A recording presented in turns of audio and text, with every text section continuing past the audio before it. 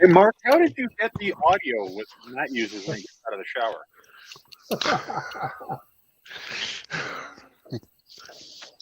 Sorry, Matt.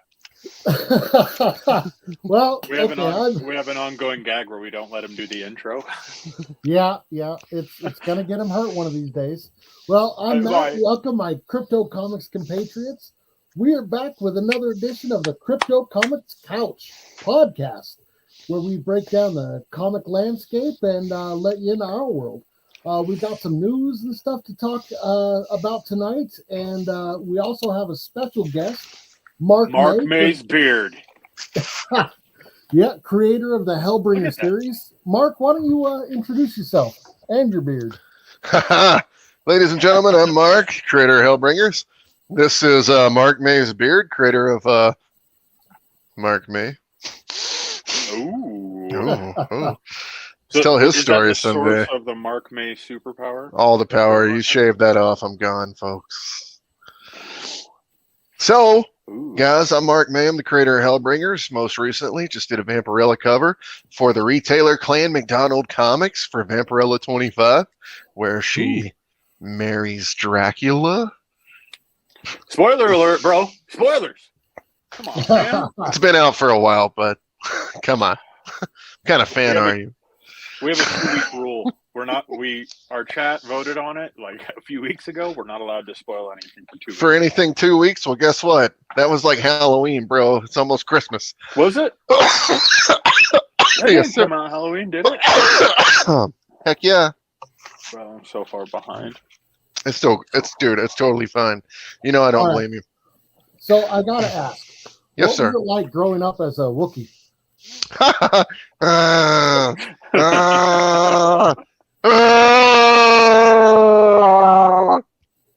There you go, bud. Ooh, one sec here. GF Underdog says, Matt and Fry, your mic sound muffled. Crap. That's not good. Let me see if I can get that adjusted in the background here. Matt, do you want to go through chat real quick while I do that? Give me just 1 second.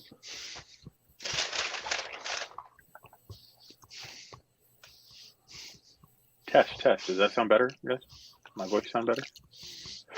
Can you hear the lovely sultry sound of my voice? All right. Does that sound any better? Am I a little clearer? Talk to me. Sounds good to me. Okay. Chat, let us know if we sound any different. I just turned us both up just a little bit there. So Rose Kirby comes in and says, hello, good morning from the UK. Hello, lads. Hello, Top Chat.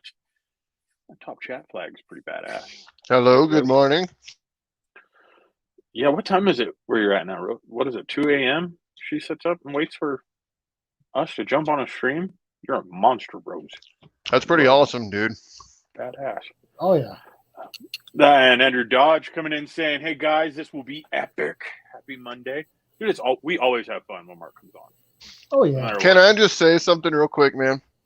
Mm-hmm. I fucking love that guy. Andrew Dodge is awesome. That's all I'm going to say. I fucking love that guy. So, have you ever heard us refer to Crutchy? Yeah, we're going to turn this into the Andrew Dodge show for a second. So, we nicknamed him Crutchy because he was on one of our live streams, and I legit, Mark, like I'm not making this up whatsoever.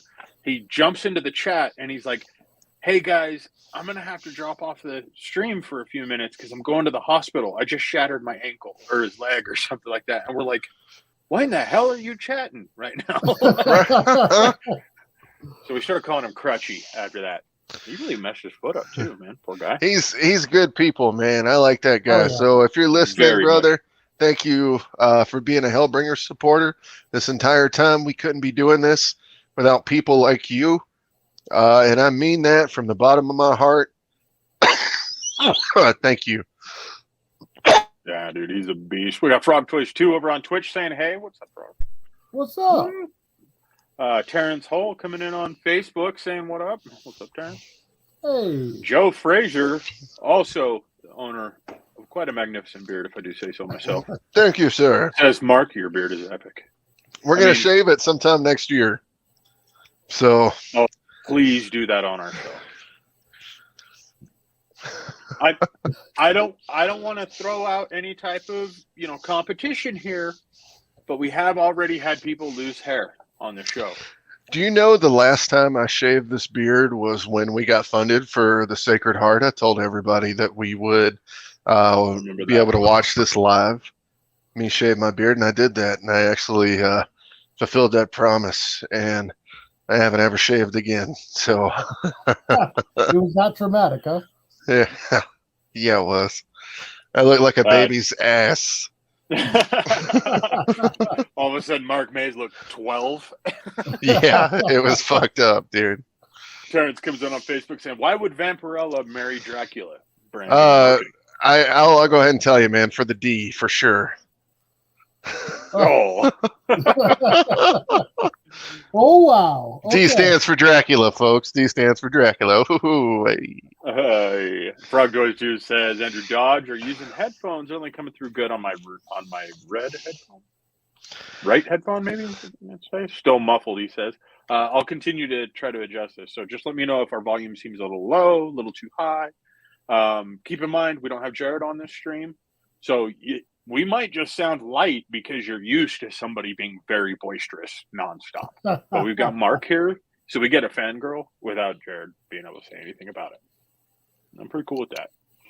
Andrew Dodge says, "Hey, Fry, beat a Vlog number 2, baby." Okay. Jared, he beat you.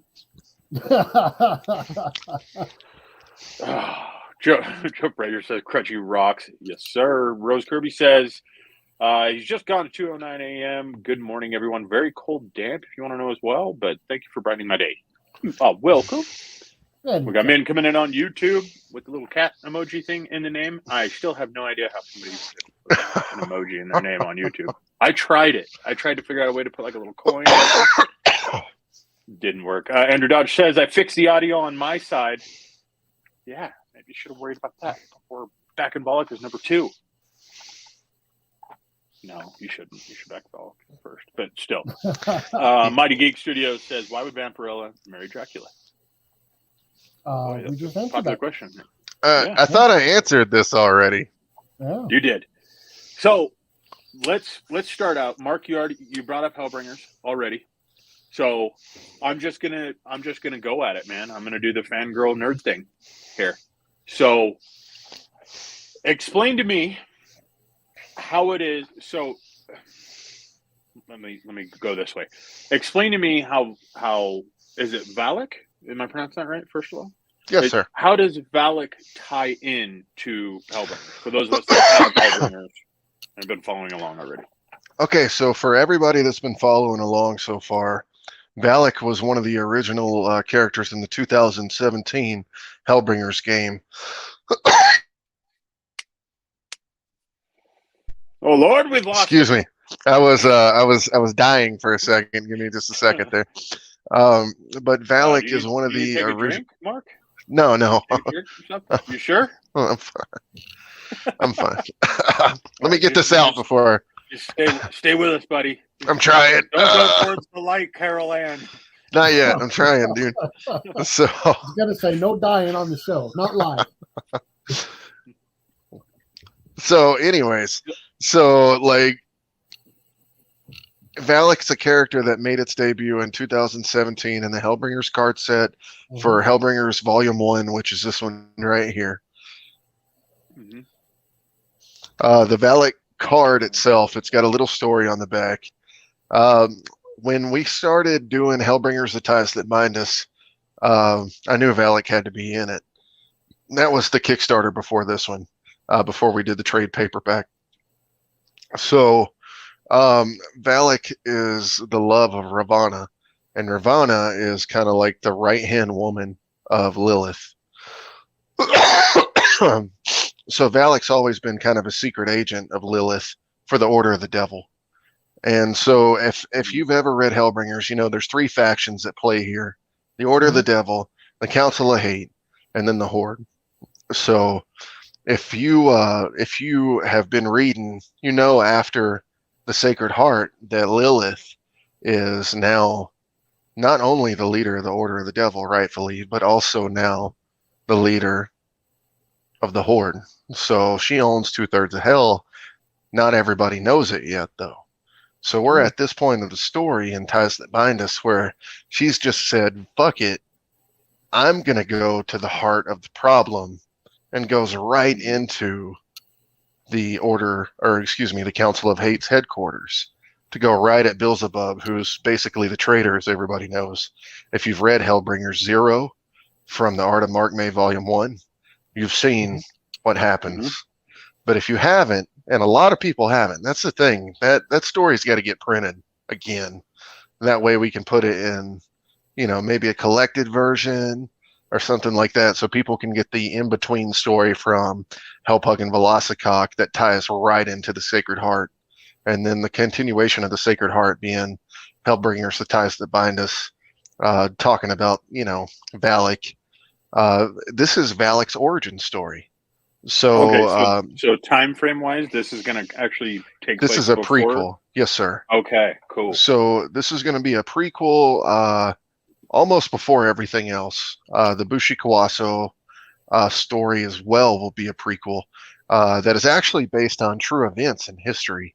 I did about a month worth of research to put the story together, and then An Vu, who is an incredible interior artist, making her interior debut, and it would have been her overall debut if a couple other people wouldn't have saw me post, hey, I'm making, this book with An Vu, and they're like, oh, you are, huh? Oh, well, she's my first cover artist. I was like, okay, well, cool.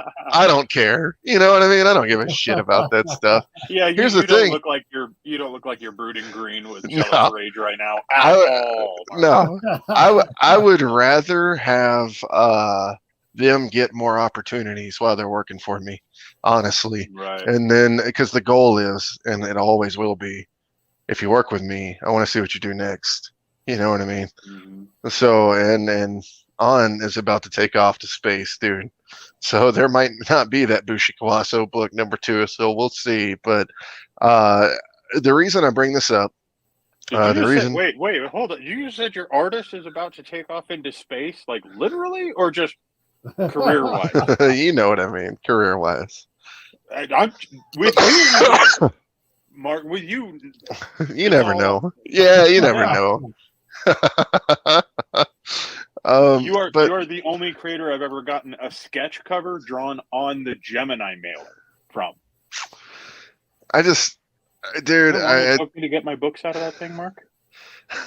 Let me tell you something. I don't just do that for people like you. I do it probably one every 2 or 3, just because I know people love stuff like that.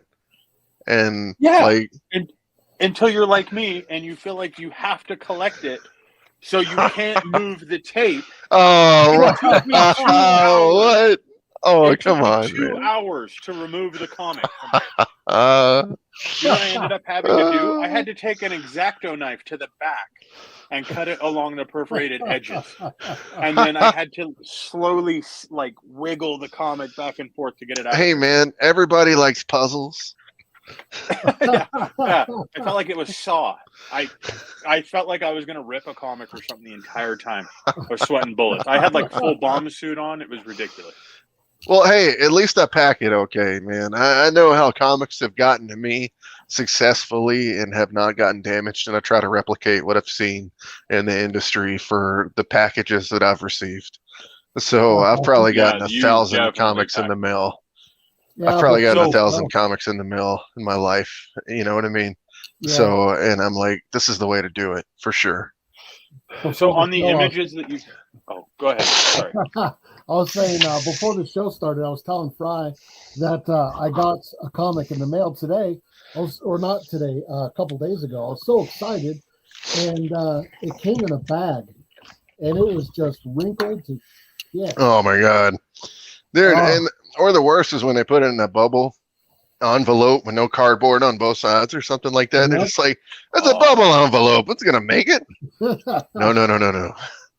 No. That's terrifying. Yeah, I mean, I have nightmares like that. On the art that you sent over for us to show, is there specific artwork I should be showing to utilize these different artists that did maybe the interiors or maybe... show it all because I'll tell everybody as we go who it is and try to promote the shit out of their work. I want everybody. All right. First off, this has nothing to do with the Valak campaign on this one. This is going to be the Albuquerque Comic-Con Nii Rufino variant for Albuquerque Comic-Con for Hellbringers: The Ties That Bind Us, which was our last book before this one. The reason we wanted to show it off is because Jim Burleson put this one together with me for Albuquerque Comic-Con as an exclusive. Jim's a great guy, and I can't wait to do the con. But there's only 100 of these that are going to be made, and it's Nii, ladies and gentlemen. I mean, it's in my opinion, top 2 best cover ever for Hellbringers. So you say there's 98 available because clearly 2 of them are going to go to Matt, right? Well, here's the thing. I don't own any of these, so yeah, dude, I want one. I want one too, man. Like so I know the con is going to be the only place you can get them in New Mexico, and that's January 13th through the 16th. Me and Nii will be there, so you can get it signed by both of us. But here's the problem. Is anybody in New Mexico? Yeah, right. Here's the problem. I don't have any either. Like I've got to get one too, man. So I'm gonna have to buy one from the con, and I didn't think this through either. So let's say 5 of them get damaged. Well, there's 95 of them that exist. Okay. Oh, you have 100 total. Total, my friends. Bro. So Nii Rufino on this one. Yeah, of course it hurts. It hurts really bad. Do you know how bad I would have loved to have had this cover for a Kickstarter? We would have made a fortune, folks. You know what I mean? It is incredible. It's beautiful. Let me check it on chat real quick here, guys. James comes in on Facebook saying, howdy, gents. What's up, James? Hey. Rose comes in and says, hey, Matt, what did you think? You and shock credit scene, didn't call it 4 months ago. Spider-Man No Way Home. Yeah, we can't talk about it yet, Rose. You were one of the people that voted. We have to wait 2 weeks before we can talk about anything we really want to talk about, but we'll do spoiler free. We can do spoiler free. Yeah. So maybe we'll talk about that because Mark clearly looks like he's got something to say on that subject. As soon as I said that, he just started shaking his head. No, that or he was battling French fries. I'm not sure. Get it, dude. Frog Toys says Hellbringers was the first comic that I ever bought. It was Mark's excitement on making the book that sold me. Right on, dude. Right on. Good choice too.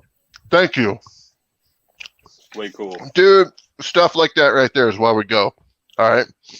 I want everybody out there to know something really important as I shove French fries down my face. I was going to say, you can wait to swallow if you need to, bro. I don't need you choking. Dude, I had to come back from that, man, because that was incredible. Okay. I need everybody out there to know. Yeah, we probably haven't made hardly anything on this for the entire time that I've been doing this year. But guess what? Now I have books that I have made. I have inventory.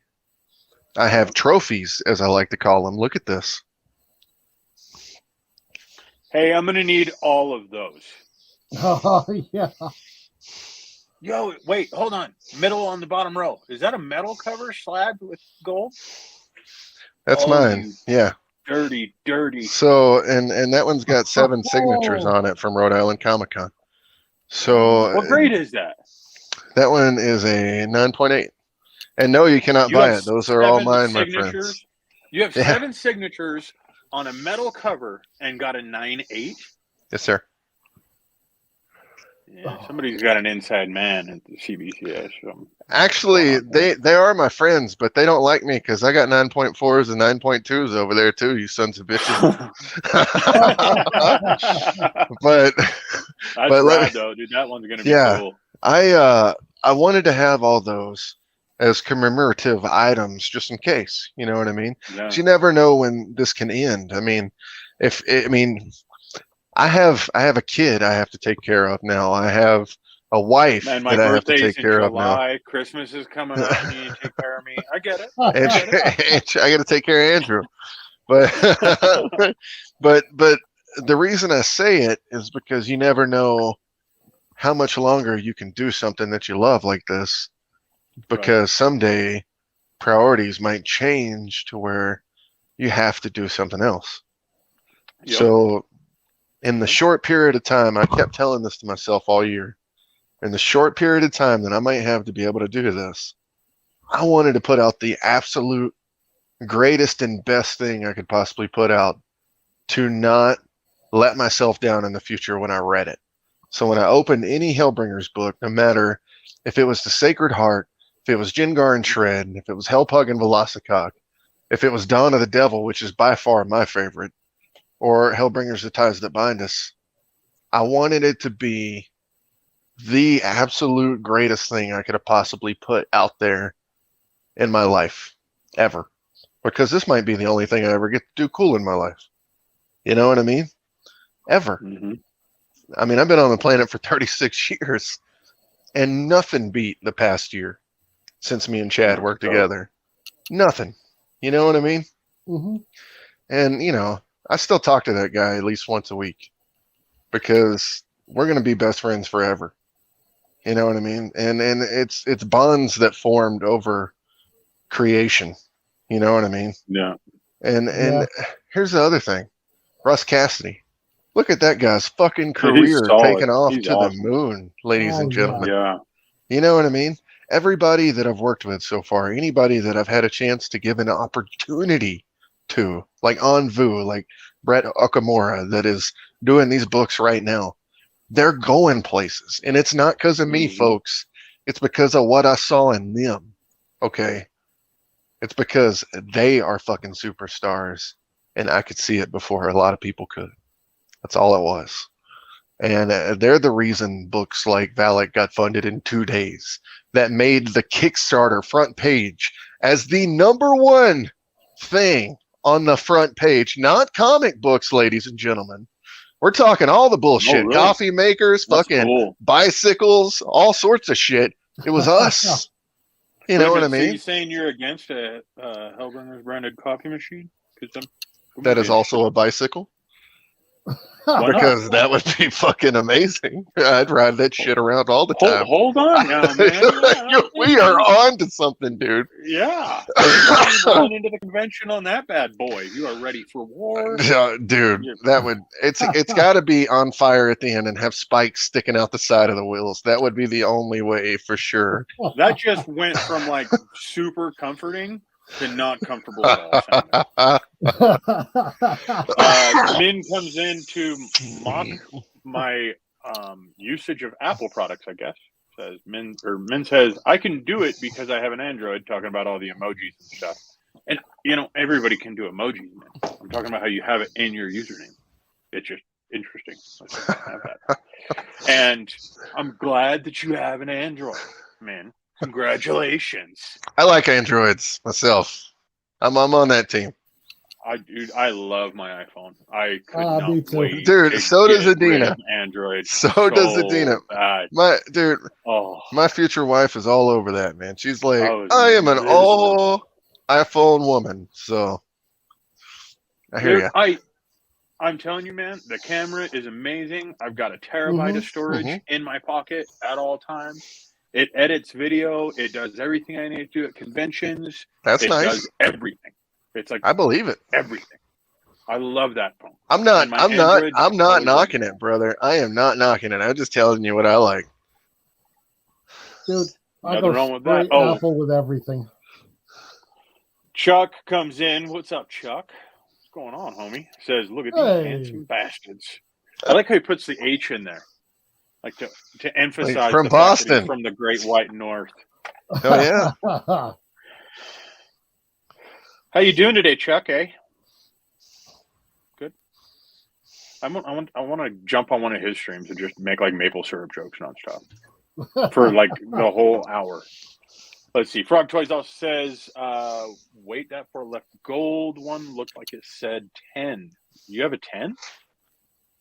You don't have a 10. What? A slab? Frog Toys 2 says, wait, that far left gold one looked like it said 10. You have a 10 slab? No. The highest grade I got to 9.8. And I got to tell you, like, I don't know how a metal cover get a 9.2, but the Mayor got a 9.2. I think that might be the one you were thinking was a 10. Yeah, wait. How'd that happen? Did the corner get nicked or something? It might have actually. I'd be cracking that. It might have. I might have displayed that one for the entire year because I went to 6 conventions, and that was the only one I think I had left. So I kept it for myself, and that's why it might be the 9.2. Here's the deal, guys. I try to make sure everybody gets the 9.8 books. There's your proof right there. That's my collection. I got the 9.2. So. Dude, I go full Smeagol on that thing. That is my precious. My own children aren't allowed to touch my slabs. Dude, it's true. All it takes I is went for you over to to his lose. house. Yeah, I do not mess around with my slabs. My other comics, I'll even borrow them out and stuff. I mean, dude, once. He made me social distance to his slabs. I was like, are you kidding me? He's like 6 feet, dude. 6 feet. Yeah. Oh, okay. You don't mess around with that stuff, Mark. I believe slab you. is a slab. I'm not a religious man until it comes to my slabs. At that Can't point, touch a man's plastic encased Bibles for sure. Amen to that. So one thing we wanted to bring up and talk to you about, Mark, and you kind of gave us a perfect segue, but I missed it when you said it. You just mentioned that you've done 6 conventions so far, and that would be post-COVID, right? Yeah. So, I think this is the 6th so that's one. not even the full year. You've done 6 conventions. And then not only that, something that I want to make sure Chad is aware of. So, I mean, Mark, essentially a year and a half ago, you were an unknown. You know what I mean? You were very well known in circles with creators and stuff like that.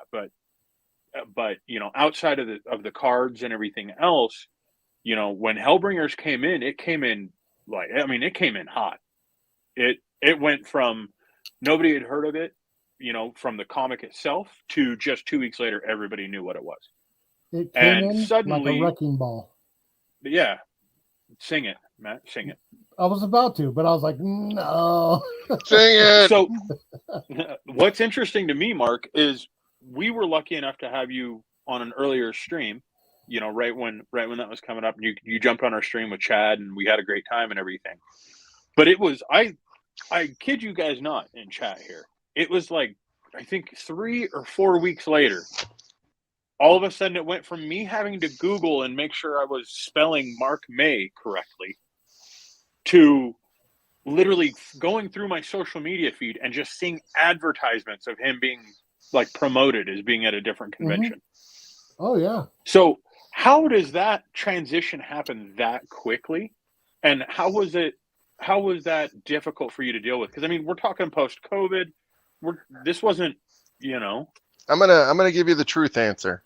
Okay, so you guys just weren't paying attention before last year. That's all it is. This is not the first guest appearance I ever had.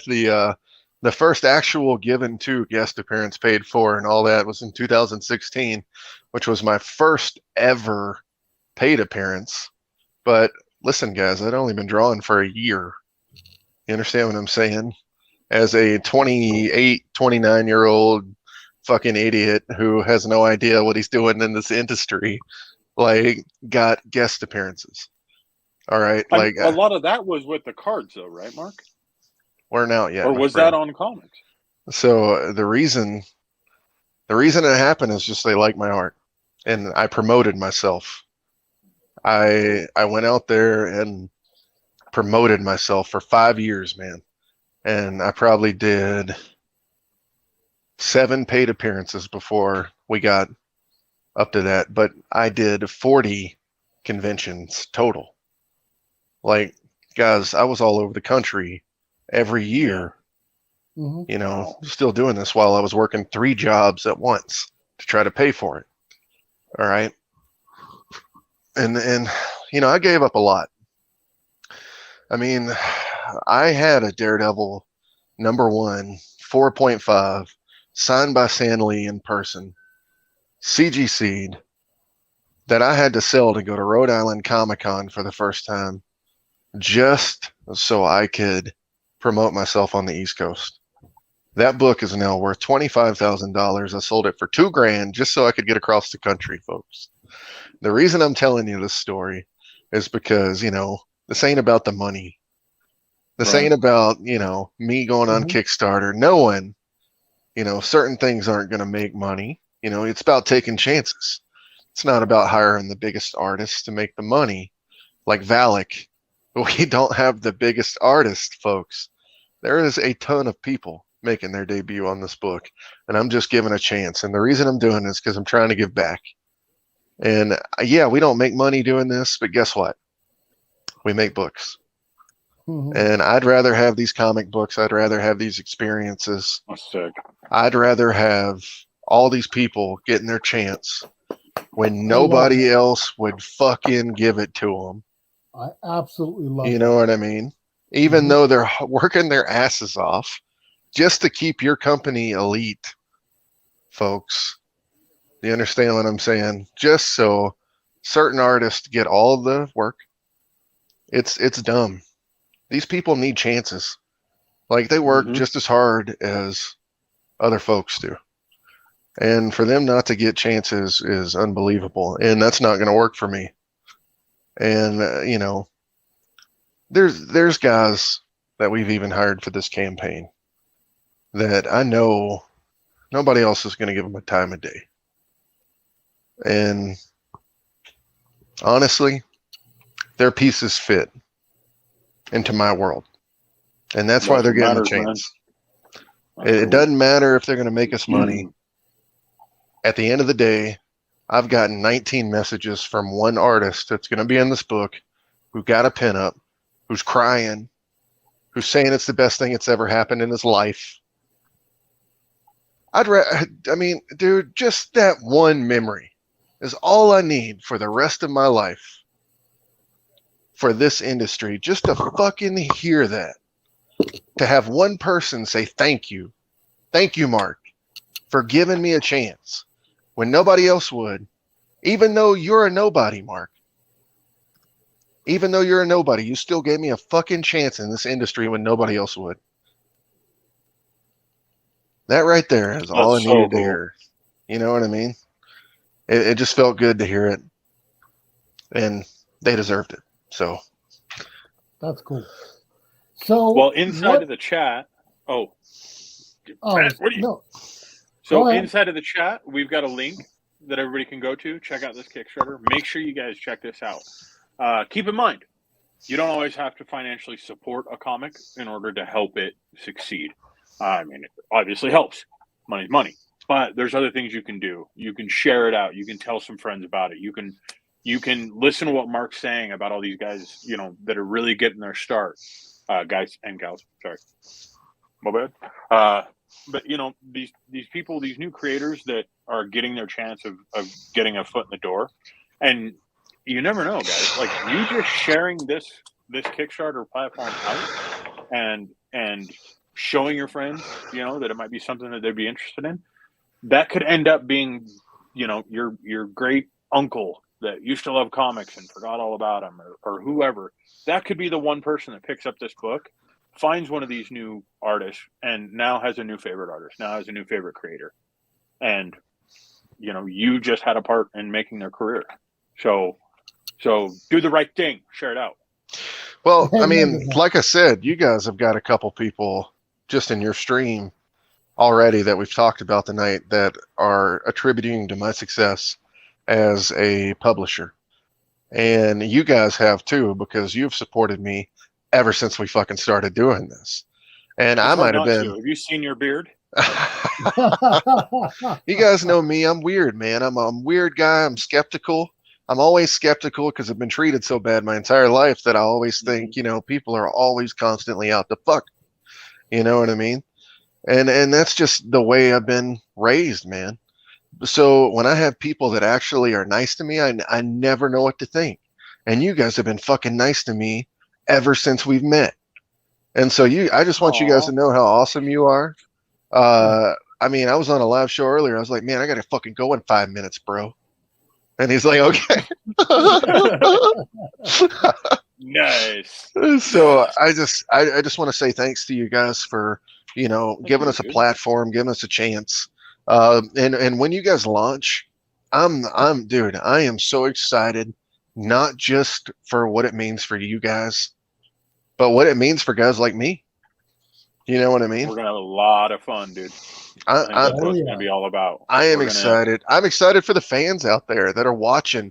That's gonna have a chance to pick up these limited Hellbringers books that you guys will have already. You know what I mean? Yeah, from anywhere in the world. That's the coolest part, man.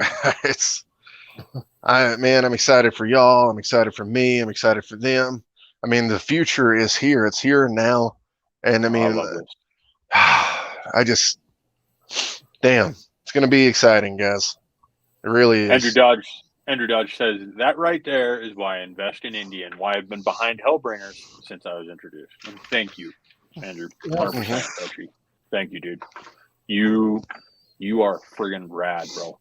You are an awesome part of our community. I'm so grateful for you. He is, man. And here's the thing, guys. A lot of people don't know this, but this is the most fun thing I've ever done in my entire life. Sure, it's fucking taxing. Yeah, I have not ate yet. You understand what I'm saying? I'm sitting here talking to you guys, and Go ahead. No, but hear me out. I can't do it. I can't talk and eat at the same time. I'll choke to death. But the reason I bring it up is because, like, I'd rather talk to you guys about this. This gets me excited. Like, you guys, I mean, my family's in the other room waiting on me. Our first night in this house together. And I'm sitting here talking to you guys. Congratulations on the new place, by the way. Thank you, brother. I was going to play a prank on you, Mark, but I decided last minute not to do it. But I was. As a buddy, I felt like I needed to. So Mark had put a picture on social media of him sitting back in this chair with a TV on the floor and an old N64 sitting there. And just like snap the picture, like the most bachelor picture that you can imagine on social media. Dude just got a place with like the woman of his dreams and their daughter and like all this amazing stuff. And dude posts up his N64, man. It was one of the greatest things I've seen. I was like, yeah, Mark. It was so funny because Adina comes over the next day. She's like, there's a TV, an N64, and a lawn chair. What the fuck is going on in here? Dude, I laughed so hard when I saw that thing. And it's somebody posted, I don't remember who it was. I guess I wouldn't say their name anyways on live stream, but somebody had posted on there and had put like, your first night with your blondes, and this is how you choose to spend it. And I was just like, yeah. That was totally get it. Man, he's another great indie creator. His name's Jacob Stem. He does Yule's Vision. If you guys haven't heard of it, check it out. It's gonna be one of the top indie superhero books, in my opinion, for books that come out from this era. And a lot of people don't understand what kind of era we're living in comics right now, because they think a lot about, collection wise, these modern variant books that you'll see for different companies. That's usually what people will buy, that people consider collector value for covers. And I can't say anything because, guys, we do the same thing with all our amazing books that we have, because we have chrome options, gold options, metal options, to where, we limit them to make them super valuable. But the reason I bring it up is because you think about in comics right now, what will this era be known for? What was the 40s known for? What was the golden age known for in the 40s and 50s? Well, it was known for, pre-code horror. And a lot of those books were absolutely incredible. A lot of people don't know this, but DC's first horror book was House of Mystery #1. And I believe that was 1942 when it came out. And it's an incredible book, but a lot of the books that came out around that, like Eerie, like Witchcraft, different indie like companies that a lot of people have never heard of, made the best books known to man during this era. And I sit here and I think a lot about Kickstarter right now, and I think about what we do as publishers, and the books that we're putting out right now are so different than what people have put out before. Yeah. And I'm sitting here wondering, like, even with Hellbringers, I mean, you guys have seen the map in the books. You guys know how deep fantasy. Yeah, you guys know how. You have like books and books worth of lore just based off the card game alone. I mean, we're not even talking about when you factor in the comics on top of that. Like, right? We haven't even stepped. I want to say the first set of cards could be 30 issues. So and technically we're at like 7 right now. So I mean, I'm just saying, if I had all the time in the world and I didn't have to take care of these guys, and I know I'm going to have to get a different job to go along with this, but if I had all the time in the world and I could just sit here and make these books, it would take me 3 years to get you through set 1. You know what I mean? That's how deep just set 1 is. So Valak's kind of cool because it's the first cameo appearance of Sinister Pele. So she'll be in the comic books. Mog Park. Full screen real quick here. Mog Park did the cover for set 3, and so Sinister Pele actually makes her first cameo interior appearance in the book. That's the main bad guy, folks, for set 3. And I'm just saying, we could be 60 issues away from seeing her again. So this is why it's important to pick up Valak. You will not be disappointed. It's over 30 pages, 2 stories in one, no ads. I can't even get a 16.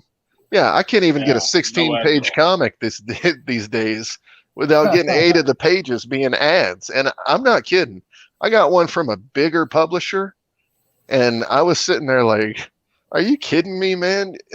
Your book just made how much? Like 8 pages, my ass. You know what I'm saying? So here's the deal, guys. Yeah.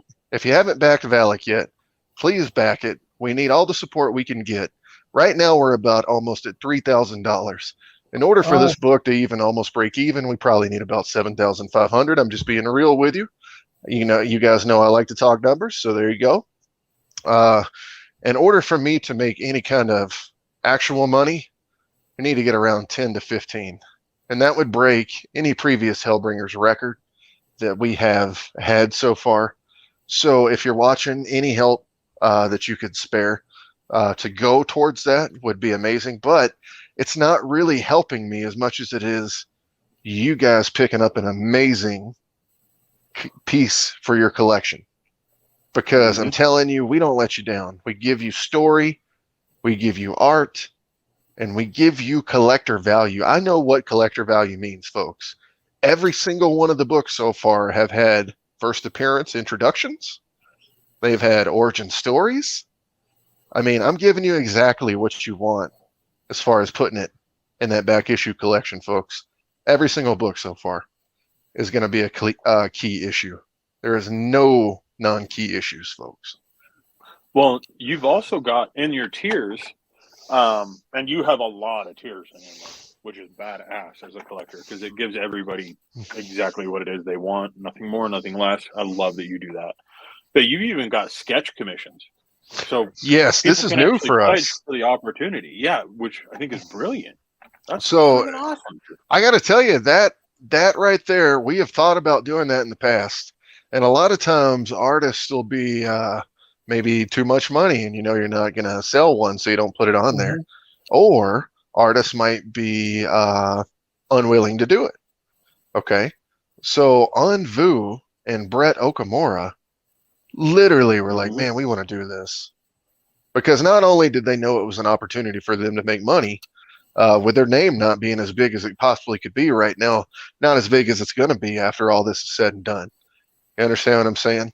But it's an opportunity to make money. Just the same way, you know, I would have done 2 years ago, 3 years ago, if I could have made $100 right there, right then, I would have done it. You know what I mean? Well, and I also need to point out that some of these pledge levels have the most brilliant names, and you do this every time Yeah. you do a campaign. Oh yeah. The names you use crack me up because it's hilarious, but it makes sense at the same time, which makes it even funnier. So like at 550, which is that's a high tier, guys, but it's the Metal Madness of Mayhem, and you get every cover, but you get the metal variant of every cover, which is got me drooling clearly. Or I love the 900 level. Yeah, excuse me, I need an ass load of books pledge amount. That's so cool. Hey, that's my personality, man. You know that. Yeah, and I mean, what's great about this though is you give opportunities for collectors of specific types of books as well. So like there's a pack of just the Virgin covers, there's a pack of if you want to just do trades. And you know what? That surprises me, Andrew.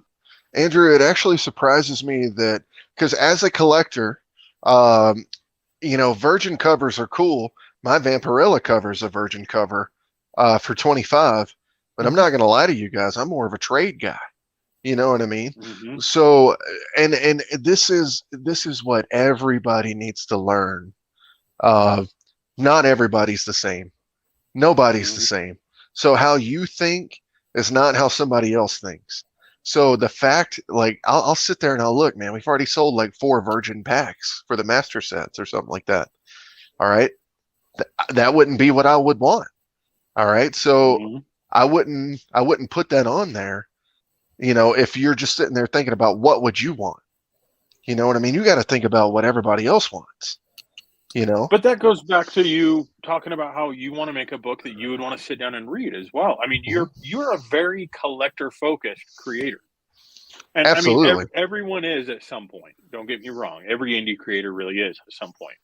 But you stand out among a lot of people that we talk to all the time as, I mean, it's the smaller details of everything that you do that makes a difference. Like I've got a challenge going that I got, or a poker chip maybe it was, but because you had teamed up with another creator. Yes. So I had to then go out and buy that creator's book because I needed to make sure I got that Hellbringer's coin.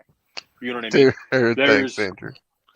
Yeah, there's stuff like that you do, and when you think about it, as being somebody that's involved in the industry, I look at it and I go, "Gee, why isn't everybody doing this?" You know what I mean? Why not? Here's the thing: is you gotta pick and choose. You gotta. It's so hard to find people to trust. Like, and here's the thing: you never know who to trust until the opportunity presents itself. You know what I mean? And you just got to take a chance, because that's the thing is you could sit there not trusting forever, or you can take a chance and see where it goes. And guess what? Sometimes it might work out. You know what I mean? And so that's kind of what I did there. And guess what? Now we got somebody that prints my metal covers. That's different than what I had before, just because of that right there. You understand what I'm saying? Like, it's opportunities happen because you take chances, and failures happen all the time too. But guess what? Without failure, success is not sweet, man. Like, just imagine skating through life the entire time and you're winning everything nonstop. Every single one. It's exhausting, Mark. Oh, sure it is. Yeah. But imagine each one of those like small things to you. Imagine how big they would be to somebody else. Imagine just that one win they could get for them, and they just focus on it for the rest of their lives. You know what I mean? Like, this is what I look at when I look at Hellbringers is like, I don't know how far we can go. I don't know how far it'll get. I know the things that I have in front of me. Yes, we can make a Hellbringers mobile game today if we had the money, because I have been in talks to be able to do that. Yes, we could do that. But guess what? We don't have the money, man. And all these things are dreams. All these things are dreams as far as you could take it until the money comes in. And the cool thing is I can still dream. So I can have those talks with people. I can, imagine having a game, or imagine having, a Hellbringers cartoon or a movie. I can imagine these things. And until it happens, you can only dream and be passionate about your project, because you're the only one who's ever going to care in the long run. Mm-hmm. Because no matter how much other people care, if you don't care about it, they're not gonna. You know what I mean? So you've got to push your own product to the moon. You got to push the people that work around you to the moon, even if you hate their guts. You know what I mean? like you just gotta do it, because it makes you look good. It makes them look good. And all the people that are looking at your product, it's going to make them want it. You know what I mean? And dude, desire and passion in comic books is the only thing that matters. Yep. Because without it, you've got a bland book. And you're bland, not going to survive in this industry if you're bland. Bland is something you used to walk up to in the comic book rack. Take, for example, the dollar bins. You guys ever gone back issue hunting in the dollar bins? Hell yeah. So Dude, I'm poor. This is I do. I call it shopping. Exactly. So this is the best part about the dollar bins. Dollar bins are unbiased because it's not $20 to $50 a book. You don't have to make huge decisions. You're either going to get it or you're not going to get it because it's so cheap. This is the unbiased opinion of comics. You know what I mean? Yep. You're not collecting to collect this. You're collecting because you want to read it or it's got a badass cover, right?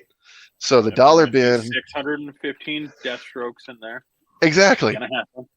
The dollar bin section is the best way to put it. It's called the truth section. Okay? Because you're gonna either get a comic that you love, or you're gonna put it back because it's bland as fuck, and you're looking at it and you know it's bland. You know what I mean? So the reason I like to think, if Hellbringers ended up in a dollar bin section someday, okay, if it ever did, even limited as it could be, I know for a fact a collector that's doing the truth test is going to pick that book up and slide it into his pile instead of putting it into the bland, because we added spice to that thing, not just from the covers, but from the interiors. The moment he opens the book, and I'm telling you, in 20 years, he's going to see that map. He's going to realize this world is huge. All right. And there's a story going on way bigger than all these characters combined. And nobody knows what's going to happen. It's a gamble. It's almost like scratching a lottery ticket. Every time you buy a Hellbringers book, it's almost like scratching a lottery ticket. And folks, if you guys haven't done it out there, if you've never betted on something in your life, the adrenaline feeling in your heart as you do it, that's what it's like to read a Hellbringers book until you get to the end. I'm telling you right now, if you haven't had a chance to feel that rush, this is what the book is like. That's why you want to pick it up. And now's your opportunity. If you guys hate me at the end of this, I completely understand. I'm changing my address. Nobody's ever going to be able to find me. So, but I promise I'm going to deliver a great story and a great ending. And some people are going to love it, and some people are going to hate it. And when I say hate it, I mean hate it, folks. So let's just get ready for that later on in the year, okay? Oh, damn. Oh, damn. Okay, let me catch up on chat real quick, and then we'll jump over onto some news topics while giving Mark the ability to actually try to eat some of his food. No, man. No. Oh, yeah. So let's see here. Joe Frazier came in on YouTube saying, I think this is the era that we know, or this will be the era we will know indie's going for full mainstream. The greatest variety of stories ever. I agree. Yeah, totally. I think most everything indie at this point is better than anything Big 3 or Big 4 putting out too. So agreed. We're well on our way. Andrew Dodge says, actually picked up Yule's Vision issue 4 a while back. Right on, crochet. Min comes in on YouTube saying, great show and amazing art. Thank you all on the show part. I'm sure Mark says thank you on the art part. Need to go to bed. Have to be up at 3. Thankfully, this is the last week. Congratulations. And said she got a new job. Nice. So, I'm pretty sure she said that in chat. Hopefully she did. I know she put it on social media. Frog Toys 2 says, can someone remind me what a trade cover means? Ooh.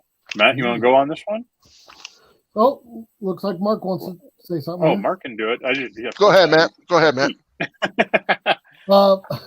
So are we talking like the trade paperback and then just the specific cover for that? So when I say trade cover, I mean that's your regular version. So like the one that's got all the words and stuff on it, that means trade cover. Trade paperback, that one is the one that we just launched that's got all 5 of the stories in it. When you hear me say trade, I can totally see where you guys would get, the correlation between the two confused a little bit. Trade paperback is a TPB. That means that's your collection of books. When I say trade, that will always mean your regular version of the comic book, and then comes Virgin, and then it comes Chromium, and then comes Metal, and then comes Gold. Okay. Well, let's see. Rose says, best wishes, Mark, on your Kickstarter and Comic Lads. You're going to be on the 25th.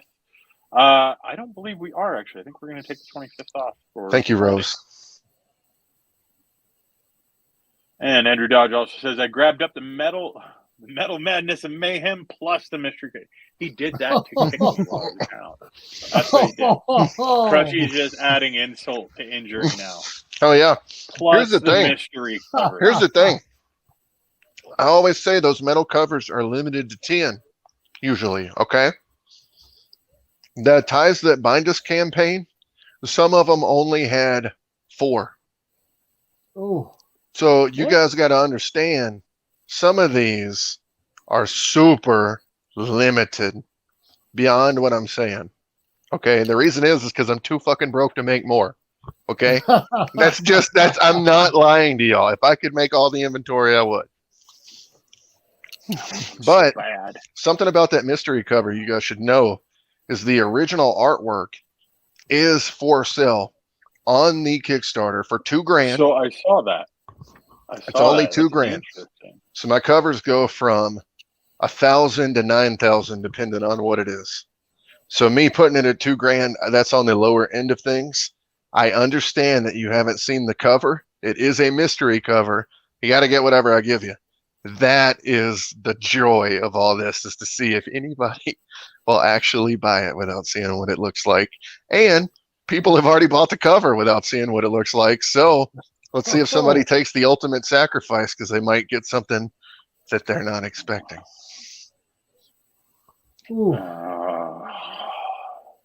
I want money. Andrew Dodge says, sorry, guys, I have to drop for a meeting with my employees in India. I'll have fun. You know what? This is the second time, Crutchy, that you've had to drop for your India crew there. I think you're going to need to start taking Mondays off. Yeah. Yep. Mythix says, I'm here for the variety of stories being told. What's up, Mythix? See you, Andrew. Have a great night, my man. And Frog Toys 2 says, I really wish I could back. I'm still fighting with the government. Well, beat them up. Take them down.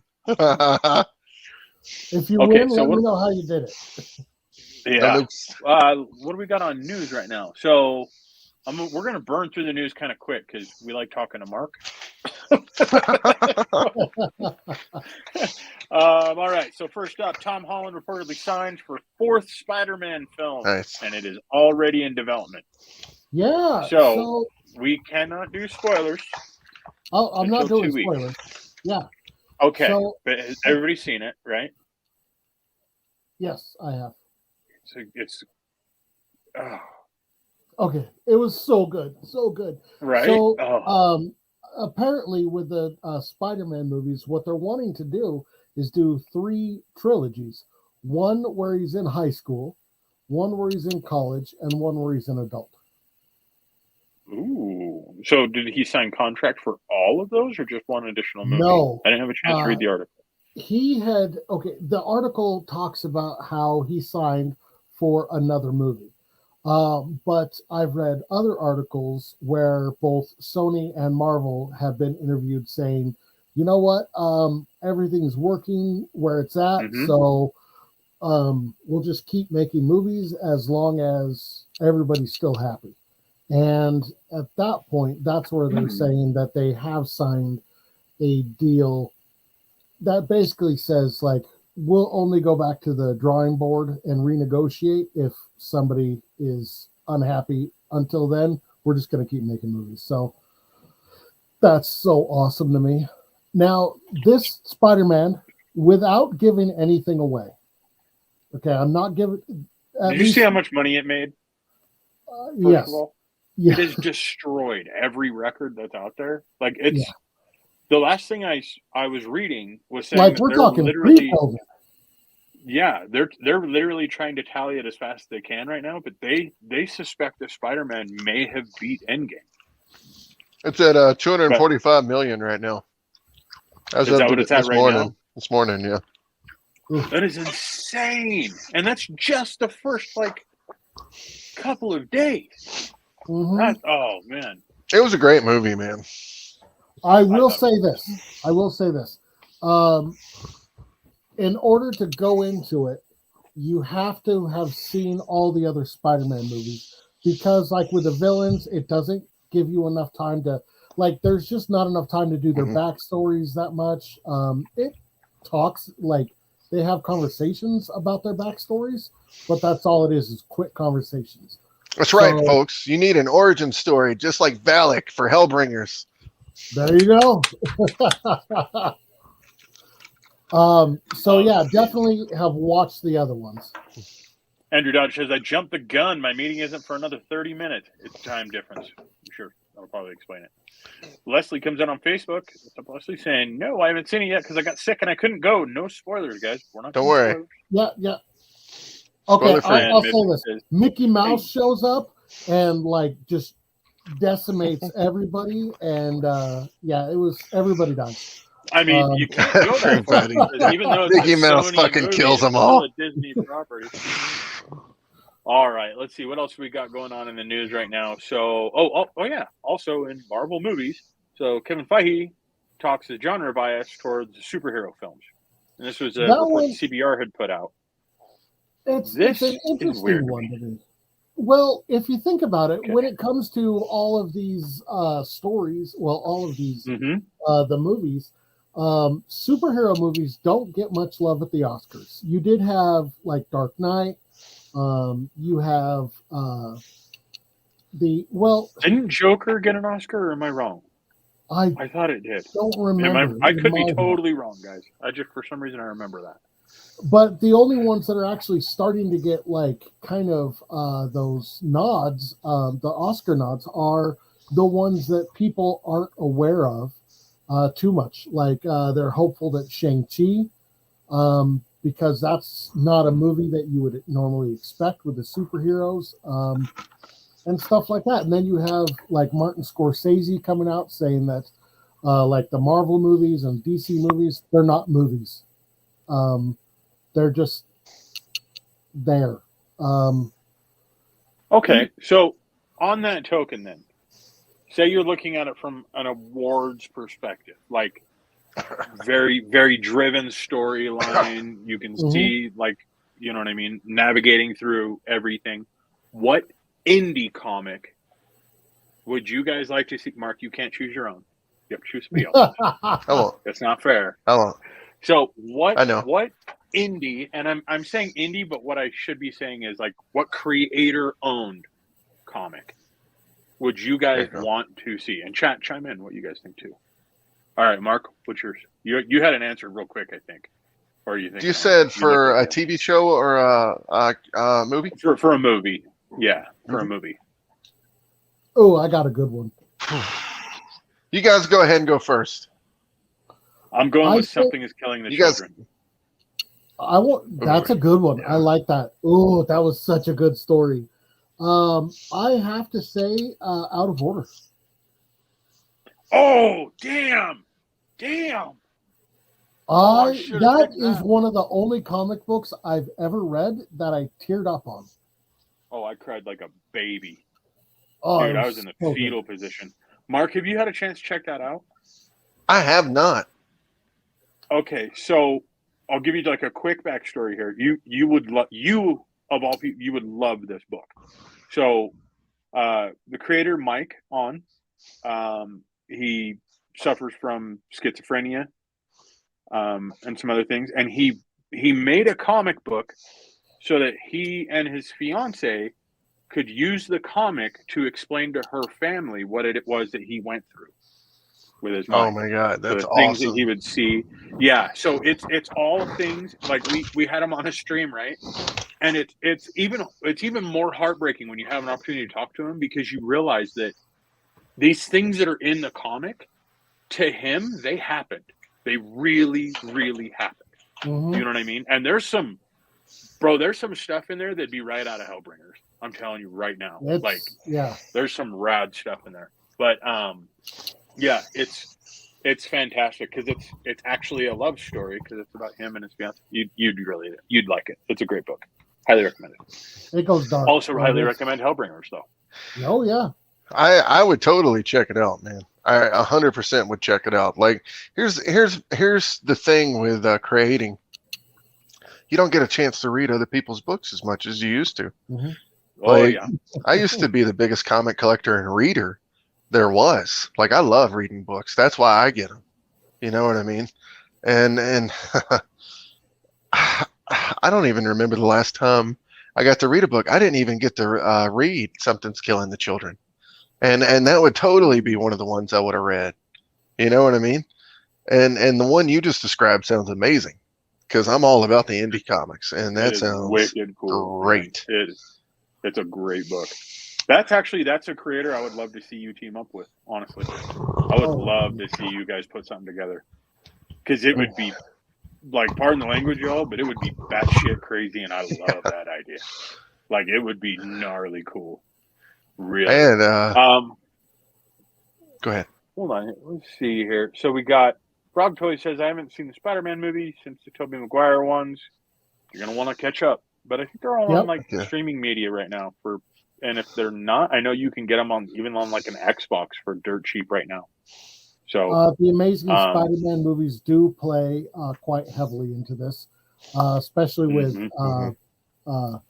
You're amazing. I do gotta say that I thought the CGI on the Lizard would have been a little bit better. Mm-hmm. Let's see. Andrew Dodge says, yeah, India is 11 and a half hours ahead of us. Frog Toy says TCT. That's a great one. Thanks. Great stories right there, man. Good one. Mythic says, man, I always choke up when it comes to questions like this.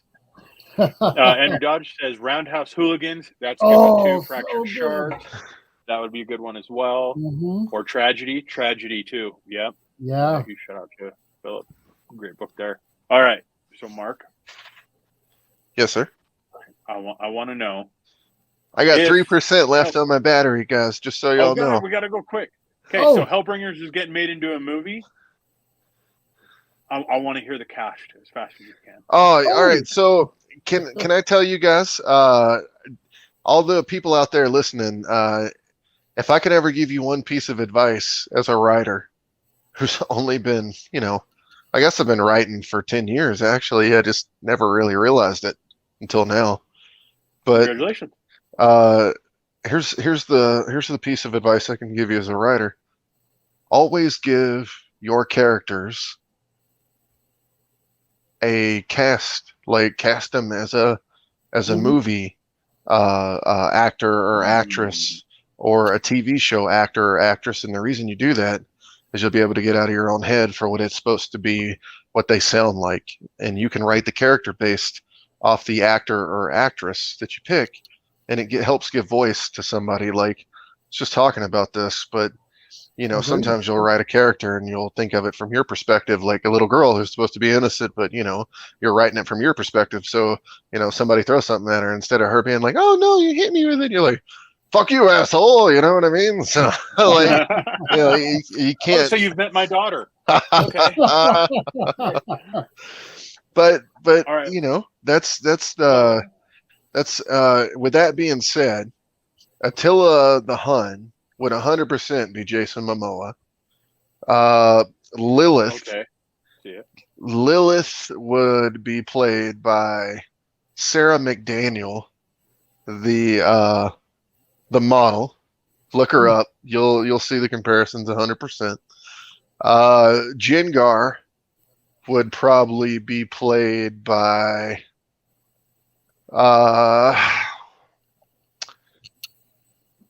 Jared. Mila Jo. Is it who's the girl from the Fifth From Element? Resident Evil? Mila Mia Jovovich. Yeah. I could see her totally being Jengar. Captain Dreadnought would be played by the guy who voiced Skeletor. Ooh. Yeah, AIM could possibly be the same person, or the guy that voiced Cobra Commander. So that could be usually how I think of AIM. Beelzebub would be Jack Nicholson any day of the week. This is also what I used to tell people. Hellpug would be Danny DeVito. Yes. Velocicock, and people need to know this while they're reading this book. If you haven't heard this, this is very important information to hear right now, folks. Velocicock is supposed to sound like Rambo. So he's supposed to sound like Sylvester Stallone, except he's supposed to be a more fucked up version of that. So it's supposed to be like, so when you're reading the book, that's what it sounds like. Book where you guys did the onomatopoeias to look like that. Yes. So when you sound it out, it sounds just like, I remember. Yes. That. Right. Yeah. So and then if we're getting back into it, Lucifer would probably. Oh no. Oh, here we go. Before we lose Mark, everybody, make sure you hit this link. Go over to Kickstarter. Make sure you back it if you can. That'd be awesome. Yeah. If not, share it out. Tell some friends about it. You guys heard Mark and everything that he's doing with these other creators. I think we just lost him, unfortunately. He may or may not be back on, but huge shout out, man. Mark's been a homie of ours for a while now. Love working with the guy, honestly. And another big shout out too to like Russ Cassidy and stuff behind the scenes. He is a monster. That dude is a madman. We mentioned him a little bit earlier, but I'm telling you guys, anytime you see that man's name on a crowdfunding campaign, I can almost guarantee you that book is going to be rad because that dude's got a real good eye. So let's see here. Let's keep going on with the news here, and if Mark can join us back, then love to have him, but he may not. Dude's got to eat and he's got a family and stuff. He took way too much of his time already. So let's see here. Do you want to go over the Warhol show? Yeah. So this is a weird one. This is weird. Okay. Promise me that if I go, when I go, that you'll like superimpose me into like the Last Supper and stuff, just at random, and then throw them up as NFTs in random weird places. I'm gonna superimpose you like drop kicking like at least one of the 12 disciples in the head. Oh, you don't have to do that. Like, make it. Oh no, I'm gonna go me all like out. Laying down with like like some grapes, like a French girl. Yeah. Okay. Yeah, paint me like the French girls. All right. So, so many God, people know Andy Warhol. Frog Twist says, "I know it's off topic, but Fry, when are we going to see you draw feet?" What? I made we a did talk about badge that on a stream specifically for that one time, and I drew a whole bunch of feet, and Fry's like, dude, if that goes into the system, it's bad taste. No. And I was like, all right. Yeah. I don't know. I think Matt and I have actually been talking. We may end up doing some like more art specific streams. Which if it's something you guys would actually like. Kind of different ideas. And on that note, anybody that's watching, thank you so much. Thank you. Like, for real. Hugely appreciated. But if there's stuff that you want to see us like cover, talk about, do ridiculous stuff, you want to see Matt with a hula hoop on fire, let us know in the comments. I can't promise it'll happen, but I can promise you that I'll try to put a flaming hula hooper on Matt. Hey, I already waxed my legs one time. That was your fault. That was not my fault. Don't act like that was for me. That was for that was a Brodo. nonprofit. That was for a nonprofit, and and you did the right thing there. I mean, it was kind of dumb that you and Jared did it, but I was just along for the ride, man. Okay. But yeah, let us know what you'd like to see, and or hit us up on any social media. We'd love to hear from you. So, okay, now this especially one, Matt, he's lonely. I am. Hit up Matt all the time. 3 o'clock in the morning, shoot him your ideas. Don't do that. Don't do that. Actually, I'm usually up at 2:45. Cut it off about that point. Okay, idol worship. So, Brooklyn Museum's important new Warhol show casts the pop artist in a spiritual light. Yeah, this is weird because he's not known for. Andy Warhol is definitely not known for religious work, but he actually, I believe he became Roman Catholic later in life and started doing quite a bit of religious paintings and stuff in his pop art style. So this is titled The Andy Warhol Revelations. And yeah, you can go see it at the Boston Museum? Wait a minute here. Rob Toy says, I tried to message Matt. He never responds. You might want to look at which platform you use. I can be honest with you. I've seen that sometimes people will message me on like Instagram, and I'm going to be honest with you. I never even open the app. I don't even keep it on my phone. Yeah, either do I. So I am really bad, guys, about if I find social media, I get pulled. My attention gets pulled, all that kind of stuff. And we're juggling and bouncing so many things that oftentimes I try to stay off of there. But you can shoot us a message in the system. So if you go to CryptoComics.com, log into your dashboard, go to our profile page, you can shoot us a message using CryptoComics. And Dominic, Frog Toys 2, I've seen you've shot me a message on there before, so I know you know how to do it. That being said, there's also a community feature inside of the system that you can go to and carry on conversations with the entire community inside of there. So if there's books that you like, maybe reviews that you agree with, maybe reviews that you don't agree with, anything. If you want to just talk to the creator, you can actually just type it out right there on the page for the book and hang out. You know what I mean? We've seen a lot of creators actually are just responding right back to people. Now, not every creator has the time, you know what I mean? But that's also something that's pretty cool about the system that you guys might really dig. Yeah. And we definitely don't talk about it enough. But trying to build stuff out and trying to get this thing rocking and rolling for you guys. So all sorts of new stuff. So I'll tell you guys what. Next person that goes into chat and tells us what kind of show, I'll give a specific reward. When you say what kind of a show, you mean like gives you an idea for something we can do on the show? Yes. Ooh, I like this. I will put a specific reward in chat. I'm not saying what that reward is. Oh. Oh boy. Frog Toy says, a not safe for work art show. You know what's funny, guys? And then Andrew Dodge says, Matt drawing. I think that'd be fun. I think that'd be way cool. We used to do a whole lot of unboxings on the show. We used to try to do it like every week and stuff. Mm-hmm. And I personally lately have gotten just a lot of books that I can't even show anymore. And I'm not really sure what's going on with the world. Yeah, I know. I got 1, 2, 3, 4, 5. I got 6 books in the mail today, guys. And one of them I'm really excited about because it is a super rad metal cover that I haven't seen anybody else had even gotten. So I wanted to look how cool this is. And it's from a creator that I really respect. Unfortunately, I did not pay close enough attention when I made the purchase on Kickstarter, and I got the not safe for work cover. Okay. But it would appear that they have multiple tiers of not safe for work covers on that one, and I fell right in the middle. So that's where we're at there.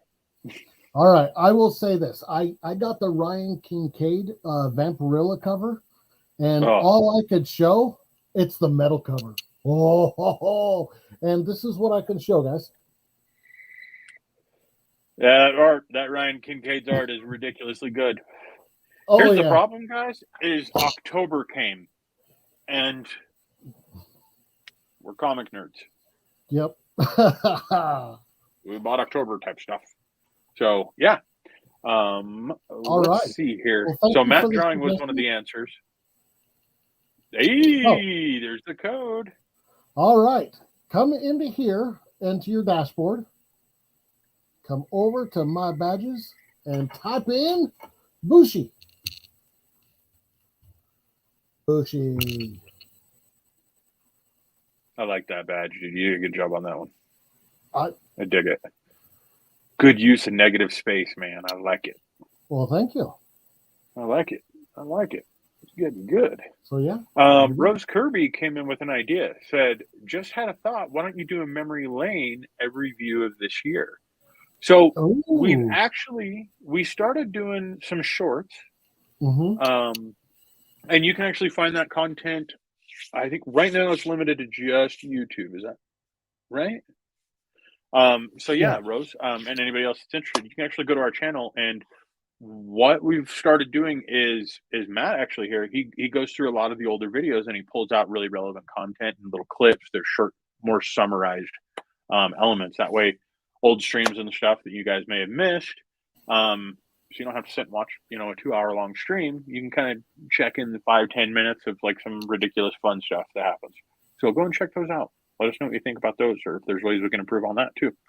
We definitely want to make, as much content as possible, but we don't want to make content that nobody really cares about either. So it's really important for you guys to give us feedback. We appreciate it. And that goes with the system as well, not just the stream. We are a whole thing, whole package. You're getting all of this. I mean, not this. You're getting much better than this. But Andrew Dodge says, talking about how to set up an image. That could be cool. We had some really cool ideas that went around these type of things that got kind of sidelined for a while. We need to start looking at maybe bringing those ideas back. I think Matt knows what to talk about. But when we say how to set up an image, are we talking about the 5 fundamentals of design and stuff like that? There's a great blog post about that. So that's a series of blog posts. That was a series of blog posts. Well, I mean, just the very basics on setting up your image. And yeah, there's a really good one in there. My homeboy wrote it. Well, thank you. Well, let's see. Andrew Dodge says, I have about 14 unboxings that are safe for work and 4 more that are not safe for work. Dang. Come on and do an unboxing. Have you just been sitting on these things, Crutchy? Oh, man. Maybe we can get him on here. Frog Toy says, also advice on explain why you got a not safe for work comic to your partner. No. Also advise or explain why you got a not safe for work. I ain't doing that one. Mm-mm. I don't think my partner would mind. She'd probably be absolutely fine with it. The biggest reason, like the not safe for work covers and things like that I've gotten. Welcome back. Hey, Mark's back. Sorry, guys. Hey, no problem. You got your phone plugged in? Not safe for work covers. So the biggest reason, like a lot of times I go for it, I can tell you. So the creator of these ones that I just got today is a guy named Dan Mendoza. Fantastic artist. Oh. What I like the most about him is like my art style that I do came from kind of a background in street art and in graffiti, and he's got that real heavy outlines and stuff like that you see in that graffiti style. And so I've always really dug his art style. Plus, the first time I met him, I had to stand behind a guy who literally bought 100 prints and had him signing 100 prints. And the dude would just take each print and put it in a separate FedEx envelope. Like one after another right on the convention floor. And I was like, okay, there's a story here. I got to find out. And it ends up, it's just his work is really, really collected in Japan. And he goes to a convention and people will go to the convention, buy hundreds of things from him at a time, and already have them sold in Japan. It's pretty crazy. So, yeah, I like his stuff, though. Do you have any not safe for work covers, Mark? Not safe for work. Besides the naughty and nice covers I did, I don't think I do. Yeah. I have that one as well, actually. That's kind of where I got my big career start. Was it 2018? Started doing naughty and nice covers for and pinups for Marat Michaels, and he kind of got me my start. Yeah. So in this package of stuff, there's like a handful of really cool Mark May stuff that I can't show on the screen. There really is, though. There's some like really, really cool stuff in here. You know what? There's some stuff from Russ Cassidy in there too. Some of his artwork is in here. Or I think he did the color on it on one of the covers. It's been a minute. I don't remember for sure, but oh no, we lost him again. Oh no. Rose Kirby says, why not have a top 12 countdown, best of couch or best of spotlight New Year's Eve? So we talked about this. We talked about potentially doing a New Year's Eve show. But the problem would be that I would end up being the only person that would be available for it. And I'm going to be totally honest with you guys. Love everybody. Love this community. Love all the creators that we get to work with. Love Mark Mays and his beard. Really love that beard. I'll tell you what, y'all. But I'm gonna ship everybody a piece of it whenever I decide to cut it. That way you guys can all have a little piece. Is that going to be a new what is it? That's a stretch goal, ladies and gentlemen. Yeah. You get your own Mark Mays beard doll. Dude, there used to be people that would pay $5 to $10 to touch this thing at a convention. I actually put it as a joke one day on a sign, and I got like 7 takers. And dude, I must have sold more of those than I did prints that day. It really upset me. You know what I mean? That is epic, right there. Hey, maybe we could do that with Jared. There you go. Jared's beard. Let's just not tell him that we're making any money off of it, though. We'll just tell him hey, this is a part of this convention, Jared. Dude, Jared met me and he's like, I got to grow a beard like that, man. I got to grow a beard like that. But the sad part is, Jared can do that in probably about 2 days. Are you serious? Yeah. Like 3.5 hours if he just concentrates. That dude has 5 o'clock shadow directly after the razor goes across his skin. It's the weirdest thing I've ever seen in my life. I think that there's some type of like mutant thing going on there, some gene experimentation. Have you know what I mean? The like original Santa Claus with Tim Allen when he shaves. Yeah, back up in the mirror. That's Jared. Yeah, that's Jared. That's funny. It's Jared. If you're watching tonight, man, we miss you, dude. Well, Mark does. We're having fun. Yeah. Yeah, it makes it really hard when you're recording content, though, Mark. Because you record Jared at 9:30 in the morning, and he'll come back about 10:15 for a follow up, and he looks like a totally different person. Who the fuck is this guy? Yeah. The only reason you even know it's him is because he wheelied across in front of you, and you're like, okay. Or Heelys is what they're called, right? Heelys. Yep. Let's see here. Rose says, I have my top 10 on couch and spotlight. Ooh, you're gonna have to let us know what those moments are. Yeah. Do that. And Frog Toy says, we did New Year's Eve last year. Yep, we did. But yeah, I don't think we're gonna be doing that this year, guys, just because it would end up only being one person around the stream, and it's kind of a pain in the butt to run all by yourself, especially on New Year's when some of us like to partake in alcoholic beverages on New Year's. So I always tell everybody I'm gonna be gone New Year's Eve. Don't even ask. I already have plans made. Heck yeah. So Rose says, hey, could Jared be a relation of Evan Almighty? Could be. I mean, maybe. So let's see here.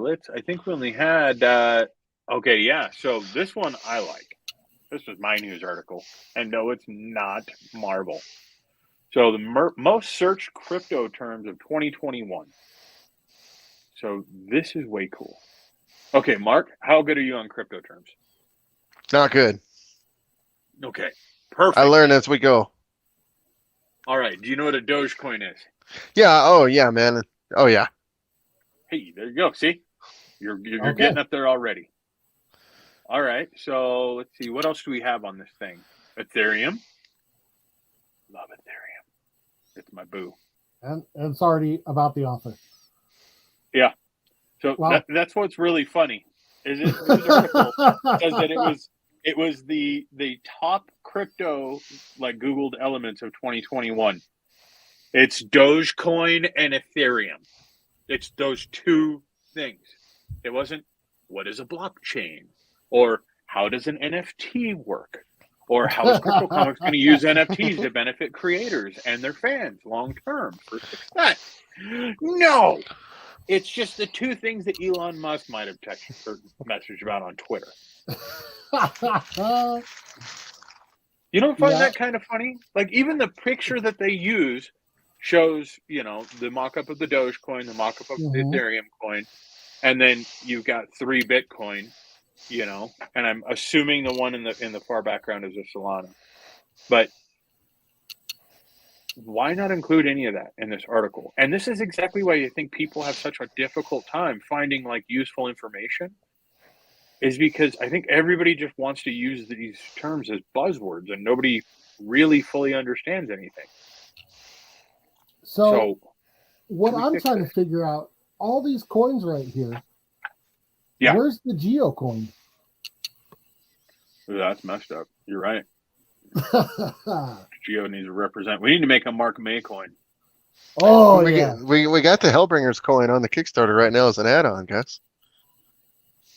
Okay, well then people need to buy that one because it's real. Wait. Because mine was just a joke. How do you guys not have a Hellbringers challenge coin? I do. Actually, I've got 2. No, I've got 1. You don't have a Hellbringers challenge coin, my friend. That's you got the this thing that I can't show very much. Yeah, the poker chip. That's how much I can show of that coin. Oh. But this coin was from Naughty and Nice because I had also backed, I think it was Jenga, right?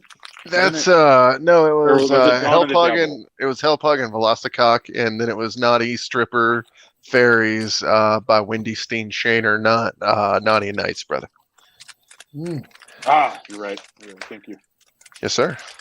It says it on there, but I have my fingers covering it, and I can't show. Oh, you got the source right here, man. You don't have to worry about that stuff. I'm not worried about it. Oh wait, I can maybe show. I can't show that. I can. Well, I'll tell I you can what. show this. I got that in it. Somebody's lipstick, I think. That's about the only. Yep, this is working well. Matt, save me. You guys aren't going to get any lipstick packages from me. I promise you that. So with I didn't see any of the images of the challenge coin or anything like that on this Kickstarter. I saw it on a tier. Oh, you know what? I'm going to send it to y'all right now via Messenger. Okay. I got you covered right now, gentlemen. All right. I got you, boo. I got you, boo. Right. Do you want to turn that into a badge real quick? Whoa. Hey, you guys ever go to put something away in your comic collection and you find something even as uber nerdy that you don't even understand where you got it? I think that's pretty damn cool. Beer bottle opener. Dude, I am so jealous. Oh, it's all yours, homie. I don't know where it came from. Heard it here. You heard it here, guys. All yours. All yours, buddy. We got go pick it up now. We got a Millennium Falcon one. Yeah, so the problem with this is that I saw this on... So this is the same coin that's being offered during this Kickstarter then, right? Yes, this is the original Hellbringers Challenge coin. So it was offered during the trade paperback campaign the first time, and it's limited to 100, so we're offering it again. If I had to guess, it'd probably be one more Kickstarter that we could probably offer it before it run out. If we would have continued buyers for this one and that one, and then maybe we might do another one afterwards. So I was debating on I was going back and forth. Do I want that trade or do I want the The coin. The challenge coin, and I love that. You numbered the challenge coins. Yeah, I numbered them. Dirty devil. Oh. And then that's my Lilith artwork from That her her new battle suit that she gets in ties that bind us. Fry, do you want to turn some of these into a badge? Yes. Mark, can we turn your coin into a badge in the system? Yeah. Yeah. Right. Yes. All right. Matt's on it. Damn, that's cool looking though, guys. Look how neat that is. And you said it's 100 of them? Yeah, bro. There's only 100. Yes, sir. Whew. Are you getting a little sleepy there? Man, between the work from moving in for the past week, like I have not stopped. I put up these 12 frames today before we even came in, so I'd be able to have it for the show tonight for you guys to be able to see. Oh, so it's a Hallmark moment. They make that works. Works hard, man. Too. Frog Toy says, my favorite moment on couch was also the most terrifying. That's when I was on the stream. That'll do it. That'll do it, bro. Sorry, we're a little overwhelming sometimes. Rose Kirby comes in to say, so can you tell me what are your plans for Christmas and New Year's? Is it party time? I'm actually just going to focus on the kids this year. I'm just going to hang out with my kids and Same. And then she also says, hey, Matt, did I win anything for my comments? You and everyone else did, Rose. And it's right there on the screen. Code for tonight's super badge. Right there. Bushi, folks. USHI. Rose Kirby has kind of a difficult time reading on the screen. So we try to spell it out for her just so she can make sure she gets redeemed. But that's how you get that exclusive badge in the system. We're going to have to do something really cool for the people that have Hellbringers badges, though, Mark. I'll figure something out. I'm just saying, like, you know, I mean, you guys are the coolest. They're the coolest. I'm going to tell you guys, I did a show right before this one, and I've never done, like, back-to-back shows before. It's usually, you know, one, and then the night after I'll do another one. But I mean, it's 5 hours I've been standing on my feet, walking around. Why don't you sit down, homie? No. Like get a pillow and a blanket, Mark. I'll sing to you. But what I'm trying to say is, like, after moving, you know, after doing all that, I still get excited to come on the shows and do the stuff. You know what I mean? Doesn't matter how fucking tired I am. It's just this kind of shit's fun, man. This is where we get to show off how hard we worked. You know what I mean? And get to talk to you guys, and you guys actually appreciate it. I just got to tell you, I got to tell you how nice it is to talk to educated fans who actually like your stuff and want to talk about it, even if you guys didn't like it, you know what I mean? But you had valid points of why you hated it. Like, the conversation is still there, and it's still fun to talk about because, I mean, quite frankly, you're drawing the attention to your product, and, you know, you're making somebody acknowledge it and talk about it, and it's fun, man. It's fun to have conversations. Like the guy that was talking earlier about, you know, that was the first comic he ever bought just because he heard me talk. Like, people can hear it. They can hear it in my voice. There's a difference than, you know, other people saying, buy my comic book. It's the best. And we all know that just doesn't work. You know what I mean? Like, you gotta have heart, and you gotta have passion behind your project. I paid a lot of money for this cover. You should buy it. Yeah. Yes. Check this out on Twitch. So tired of hearing that. I have to answer this one. So Vav on Twitch, was that Vav? I think I'm not pronouncing that right. Correct me if it's vague. That. Quick question: as artists, do you think that you could hide a QR code in artwork? Absolutely. Mm-hmm. And if you want proof, look at the books of Chad Hardin. That's all I'm going to say. That dude hides so much stuff in his Oh, artwork. yeah. It's ridiculous. Chad, like, we're hidden in there. Did you see that, Mark, by the way? Chad literally, he turned us into wanted posters and then hid us in, like, it's so small that you have to, like, go into the system in the reader and zoom in, like, 4 times to even realize that it's a part of an image. He hides the craziest stuff. Yeah, I don't want to give too much away, but there's Hellbringer's Easter eggs there too. So if you're also looking for that stuff, look at Hellbringers. Oh Lord, is he got like a monkey trying to bang me or something? No, he doesn't. But I'm going to send this clip to him now so that he. No, I'm just kidding. Oh no. Well, let's see here. Could you hide a QR code in artwork? So yes, and like on that coin, so that the coin, when scanned, would grant access to maybe an NFT, or maybe it has a password to an encoded website. So, how much can I say on this? How much can I say? If you backed, let's see, if this isn't the first time that you have backed Mark May, you are going to find the answer to this question out very soon. Let's word it that way. Mark's showing off with all of his posters again, and I'm gonna lose track of what I'm thinking of. God, those are cool. Everybody on chat, Mark said he was going to send me like half of those. How cool! Huh. Whatever, man. Get on Amazon. You guys can pick them up for yourself. Under $100, guys. You get all 12 of those Blacklight classic posters from Third Eyes from the 71 editions. So cool. You guys gotta pick that shit up. So fucking cool. Not usually one to not promote my own product on the show, but dude, I'm so excited about these Marvel posters. Oh, we're terrible about we promote everybody like at the same time. We'll be talking to like Chad, and we'll start talking about Hellbringers, and he's like, "Yeah, but I got this other book coming out right now." I'm like, "Yeah, but did you see it?" You know what I mean? Like or earlier we were talking about Mike On's book with you. Like, it's all love. Here's the thing is, you know, Chad worked with us on the Sacred Heart, and he hasn't worked with us on any of the other books. So I'm sure. If I was him too, I'd be like, change the fucking subject, guys.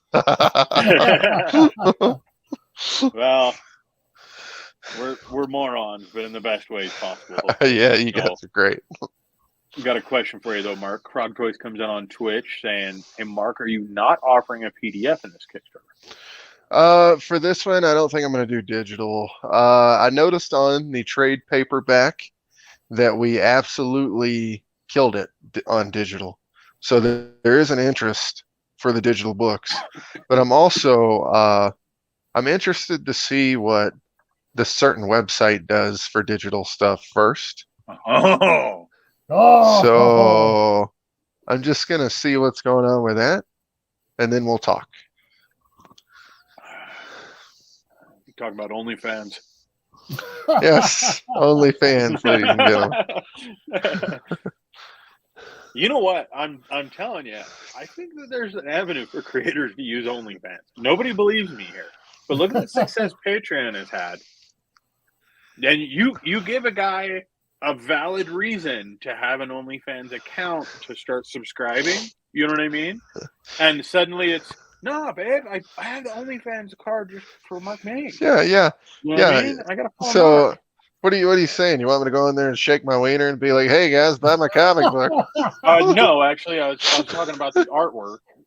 Oh, okay. You know, love you too, buddy. Well, there we go. I feel like that's going to be a top 10 on somebody's list for us this year. Rose Kirby says, "Hey, just need to say good morning for me. Good night to everyone. Merry Christmas. Or until next time, enjoy, love, happiness, and best wishes." You too, Rose. Thanks for coming on, Rose. See you until after the new year. Yeah, be safe. Please make sure you're safe. Let's see. It's Vlad spelled out in Hebrew. Oh, cool. The idea of being the physical coin gives you the access to digital content. I love it. This is the first time I've run into you guys. Welcome. Sorry, I'm a fantasy sci-fi author, not a comic book guy myself, but it would seem like an interesting idea for a way to create new assets. That is. So, that being said, go over to CryptoComics, but go to cryptocomics.com/u/Hellbringers. And you can use one of Mark's signups right here and go and check out the system. You've got a lot of creators in there that are doing sci-fi and fantasy, including novels. Mm-hmm. So, yeah. And we're always interested in finding out some new ideas on how to get NFTs out there. We have a few. I'm just not allowed to say on the stream exactly how all those things are going to go, because we are going to allow the beard here to make that announcement when that time is here, because that's the right thing to do, because we believe in creators. Everybody's like, shut up, Fry. I know. He's just so handsome. I'm ordering cookies while you guys are talking. Oh. I love this. Understood. He has a nice little beard. I got a little girl upstairs that I think wants some cookies, so I'm gonna get her some cookies on her first day in her new house. Oh, dude, you're an awesome dad. Awesome. You know why?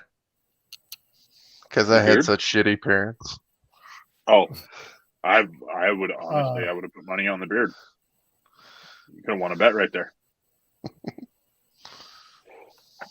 Okay, so let's see here. While you're checking that out, Matt, I'm going to jump back over onto the Kickstarter. I want to check and see how about.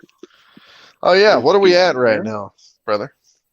Let's find out. After 2 live shows tonight, I'd like to know what my 5 hours got me. You know what I'm saying? Woo! All right, let's see here. So right now we're looking at 3,047 Oh, USD. we broke the 3, ladies and gentlemen.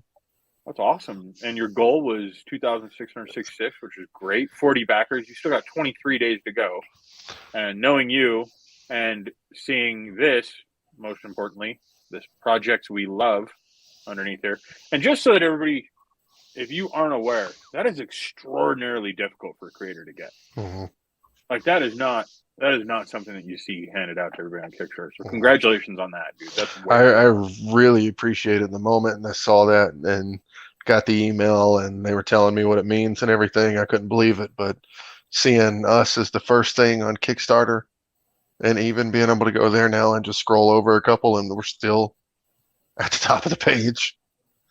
It just blows me away, dude. You were the first thing that Kickstarter showed me. I didn't even have to search for you. Like wow, on Kickstarter, and it was right there. So wow. But can I also point something else out here, Mark? Hopefully this doesn't kind of put you on the spot. But if you guys notice, this is something you will not see all the time with creators that are on crowdfunding campaigns.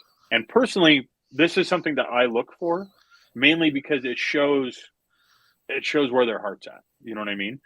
But if you look at this account, Hellbringer's account, which is Mark here, 12 created with 56 backed. Like, that's awesome, dude. Not just the 12 created, don't get me wrong there, but that you went out of your way to back 56 other campaigns. And for those of you who aren't aware, 56 backs is a lot. I mean, that's crutchy numbers at that point. You know what I mean? So good on you. And I think Mark froze out and died on us again on his phone. I shouldn't say that. I think still here. Mark's phone died again. Oh, okay. There we go. Still here, brother. I heard everything you said. Thank you, sir. I was getting cookies. So what kind of risks do we have on here? Nothing about a beard. Go ahead and read those. Okay. All right. We put out 4 Kickstarters in a year, and I fulfilled each one with my future wife in under 2 to 3 months after the last day of Kickstarter ended. I'm a believer in having the work at least somewhat done before you go to Kickstarter. Printing sometimes may hold us back a week to a month, but nothing to worry about. The quality is great and made in the USA. We overquote and usually deliver quicker for dates of getting stuff out. And you know what? You are the only creator that I have backed that has gotten, I have never gotten anything from you any less than a week before you were even slated to start fulfillment. which weirded me out because I just need to. So, are you Santa? I've been lucky in the process of being able to get a printer to fill me into a position in between bigger jobs. Unfortunately, I have had to switch printers. So I've been working with a new printer. They've been doing great. And it's always about finding the best product I can deliver to the customer. And, I got to tell you, thanks. And that information also, I'd like to point out, those 4 Kickstarters do not include the one we did with Chad back in August. So if you actually want to get technical, with how they fulfilled it too, that's 5 Hellbringers Kickstarters that you guys, you really don't have much to worry about. We're going to get you taken care of. Never going to take your money and leave you running. Like, I've seen some people do on Kickstarter. It's never going to happen. Like, we take your money. That money goes to those books to get to you guys. That way you guys can love the product more. And eventually, maybe one day, I create a blockbuster book that, buys us a house. That way we don't have to rent a townhome that drains our money the way we're doing right now. You know what I mean? Can I live in your basement? Dude, there's a crawl space down there that's kind of scary, man. Like, it's open, and like I thought I saw eyes and shit in there. So I'm just saying, like, I'm not going in the basement, man. Like, I put like one of the cat towers up in front of the fucking door from the stairs last night. Like, no demons coming up here and shit. No fuck away, bro. Good luck getting past that shit. I had to move it inside, you motherfucker. So, how's the paper shortage and everything going on with that? How's that affecting you? So it's actually it's increased the book cost. Yeah.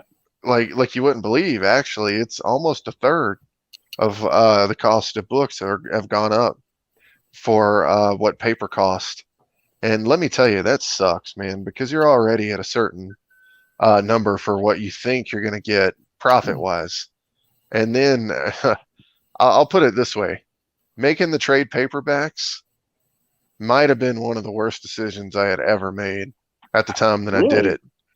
Yes, because with how much we made versus what it cost to print them and ship them, this is going to be the first Kickstarter where we were actually all the way in the negative. You know what I mean? And what scares me about that is I did not know how much trade paperbacks cost to be printed. They are nowhere near single issues, ladies and gentlemen. Right. You understand what I'm saying? So I kind of misjudged what it was going to cost on that one. And when I did, the biggest problem with the trade paperback campaign was I got banned from Facebook within the first 3 hours of the campaign. So the trade paperback campaign wasn't super successful because I was nowhere to be found for 30 days on Facebook because they banned me for 30 days during that campaign. What'd you do? Unsolicited beard pics? You know me. I actually told a girl that she should stand up for herself against a bully that was being a fan that was being a bully. Basically what they had said is that her artwork, something about her old artwork being not that good. And I started thinking to myself, I was like, my artwork from 2015, 2016 is just me trying to emulate other artists that came before in the 70s and homaging pieces without even knowing you're supposed to put after on the piece. You know what I mean? Just a nobody who didn't have a fucking clue of what he was doing. You know what I mean? It wasn't until somebody taught me these things that I knew. And in this situation, I basically said to her, I said, and I commented, and this is a quote, I said, you should ask them what they've done with their fucking life and then burn their house down. And Facebook was like, that's not funny. You're banned for 30 days. Jokes or not. And I was like, oh, that merits a 30-day ban, huh? Well, we are streaming on Facebook, and they do use closed captioning. So thank you for doing your part in ensuring we get banned as well. Really appreciate that. All right, Dang not it, to Mark. change the We talked subject or about anything, this. guys. Yeah, the #1 hate show on Facebook and YouTube, ladies and gentlemen, CryptoComics. Oh no. Okay, everybody.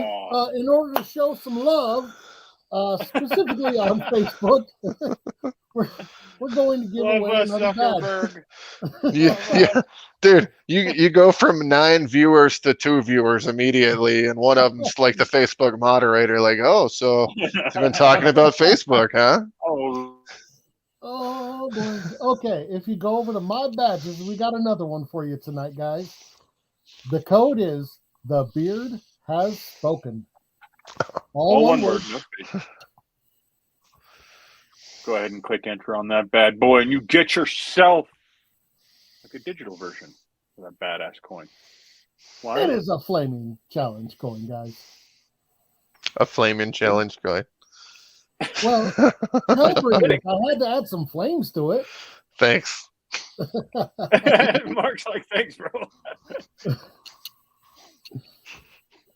It makes it easier for us to cut out the outside edge, Mark. You had a picture of it in your palm.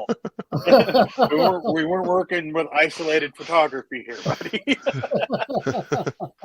Flaming ginger beards, flaming fucking coins, fucking flaming fucking CryptoComics hosts. Hey. Jealous? Always, Andrew, always. Let's see. Frog Toys 2 says, all of you have kids. What's it like to be a parent? Exactly. It sucks. Dude, I've been doing it for a year. So I used to be a party animal, ladies and gentlemen, and now I'm completely the opposite way. And I'm just joking. First off, if I'm gonna put it like this, I had no purpose in life besides comic books until I met these 2 blondes. And since then, I've gone from, Axl Rose of the comic industry trying to kill myself to still wanting to take better care of myself now to, have more time with these blondes before I got to go. You know what I mean? Yep. Oh, yeah. So that's what it's been like for me. And to tell you the truth, I might, I'm not saying I have it harder than anybody else, because everybody has it hard no matter what as a parent. You guys know that. But my kid has type 1 diabetes. And so every night we go to bed, sleeping on a string, because, you never know what's going to happen with the alarms and stuff overnight.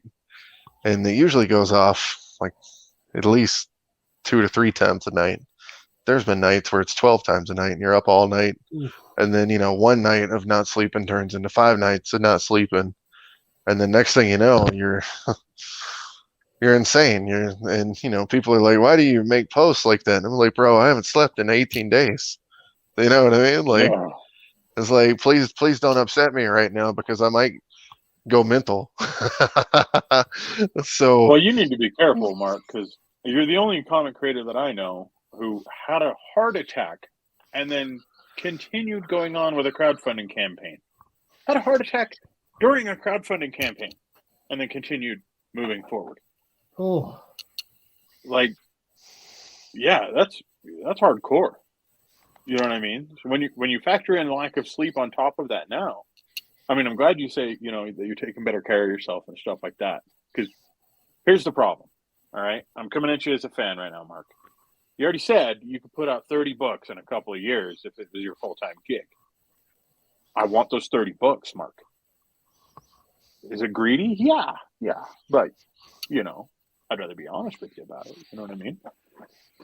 So I'm glad that you're taking care of yourself. And I've seen the pictures you put up on social media of your family and stuff. I think it's wonderful, man. That little girl looks like she's having the time of her life, dude. You'd be a fun dad to have.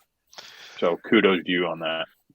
Well, I think the only bad thing in my soul about me as a person is you know, when I start to get in my head that I can't, trust somebody, or that somebody's out to get me, or, I need to defend myself or something like that, I become an asshole. Other than that, I love everybody. And you've seen it. I told you I fucking loved you just getting off a chat, you know? Yeah, but I'm kind of adorable, dude. Well, But any other creators that might watch this later are going to be like, "What the hell, Fry?" yeah, what the fuck kind of show is this? They're gonna be like, what kind of show is this? Uh, but but the reason I bring it up is like I never thought the first time I'd actually like be in a position to actually love somebody more than actually, I guess, love, myself, or like Adina or anybody. Like I've never cared about somebody the way I care about the little girl. And like she's not my blood. Like I'm technically not her dad, but I've taken care of her for 3 years while her real drunk father has not done anything. You know what I mean? Sorry, man. So like, and for the first year, 2 years, there were nights where he would call 6 times a night after we were already in bed, trying to go to bed while this alarm was going off at the same time for her. You know what I mean? There was just horrible times. And like, there's times where we'd have to take her down to meet him or something in the Springs, and he wouldn't even fucking show up because he was drunk or something. And you got to explain it to her why he's doing what he's doing, or why he is the way he is. And you got to do it in a civil way. When you guys know me, I would wreck anybody else for anything. Like, and this one, you got to be kind of nice, and you can't just be like, look, your dad's a drunk piece of shit. You know what I mean? Like, it's a horrible situation. And there's things that people don't know that you got to go through in your personal life while you try to make books like this. Like, dude, I'm just trying to hang on every day when I wake up, and being able to try to make these books stay on time, get everybody the products that we've promised them to get, having to find new printers when you really have no time to find a new printer, all these different things, like, they add up. And then somebody messages you and they say the wrong thing or something, and you're just like, fuck, I hate you. You know what I mean? But the truth is all the different things going on in my life right now are what's causing me to say this. And, it makes you look bad. So you can't just say that. Like, you don't know what somebody's going through out there, folks.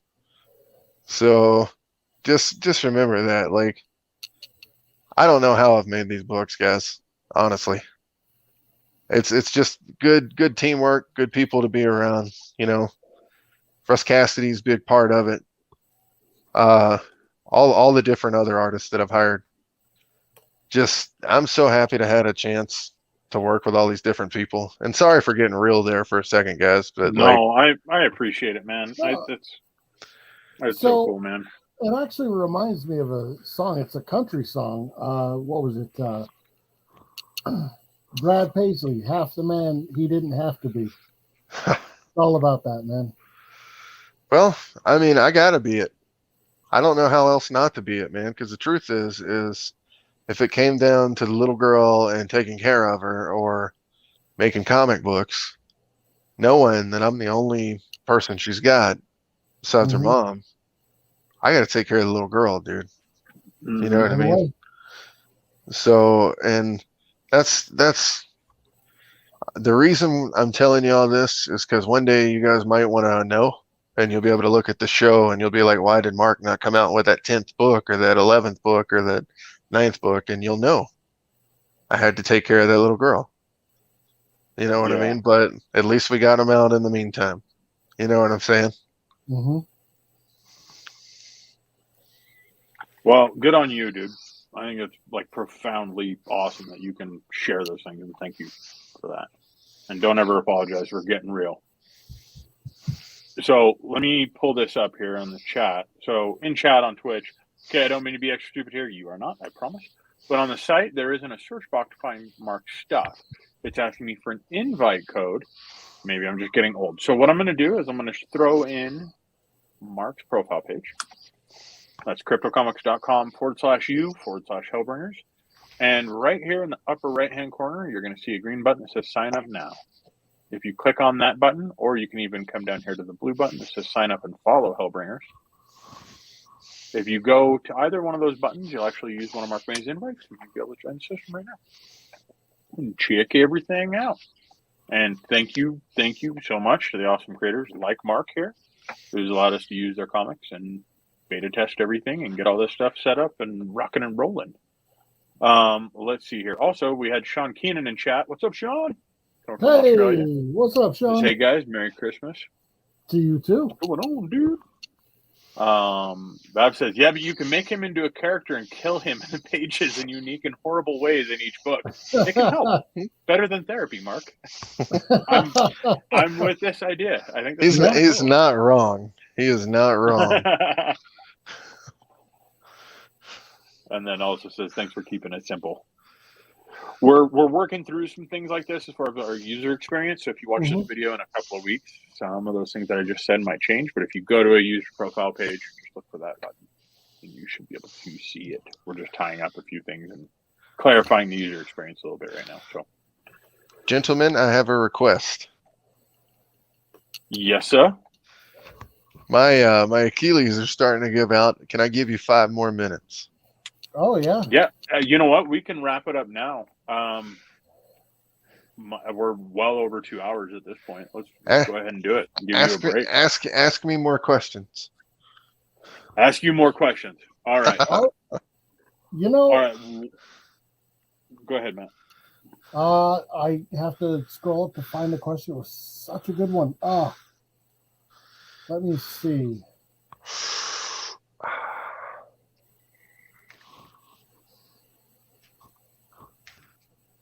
Oh, dang it. I was on the wrong. Okay. So, what can indies do other than conventions? I mean, when conventions aren't exactly on the table. I mean, you're killing it with Kickstarter. How do indies actually get involved in that? Hey.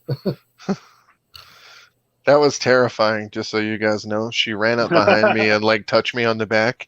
I literally almost punched her in the head. Like, do not do that. Like, do not do that. This is why I put the cat tower. This is why I put the cat tower up in the fucking basement area, so the demon couldn't come up and touch me on the back. You know what I mean? So, I got to tell you guys, a lot of the success that I have of selling comic books or anything is being in front of somebody. So the interaction I have one-on-one with a fan at a comic show, there's nothing like it in the world as far as trying to sell your product. No matter it be the art, no matter it be a comic book, no matter what it is, there is nothing like being in front of a fan, making them feel like they are the most important thing on the planet or a person on the planet by being able to talk to them one-on-one, getting to know them, getting to, tell them why your story is worth their money, hard-earned money at that, and giving them a chance to really, it's the hardest thing in the world to sell your independent book to somebody, because it's not Marvel, it's not DC, it's not branded, it's not all over TV, it's not, and maybe never be a movie. It might not be anything other than what it is, that book right there in front of you. And you have to take it and explain to them why that matters, why you want it still, why it's worth their money, even if it's not going to be any of those things. But you have to understand, at the end of the day, the only person that can sell that book is the creator of that book. It's not about the artist going out there with their superstar name, or, even just people coming up in the industry that have a following that can just put the book out there for you. At the end of the day, that book has your name on it. It is your responsibility to sell that book. The best place to do it is at conventions. But if you're not going to do it at conventions, do what I do. Stand here for 5 hours on 2 different shows live and sell the shit out of your book. Because here's the thing, man. Nobody else is going to ever give a shit about you until you give a shit about yourself and what you're doing. And it shows. So smile as big as you can smile about your book, because nobody else is going to do it. And if that means it's got to be online, if it's got to be at a show, you got to make these people understand why they need the product that you're selling. It's not their responsibility to just know. You know what I mean? This is independent comics.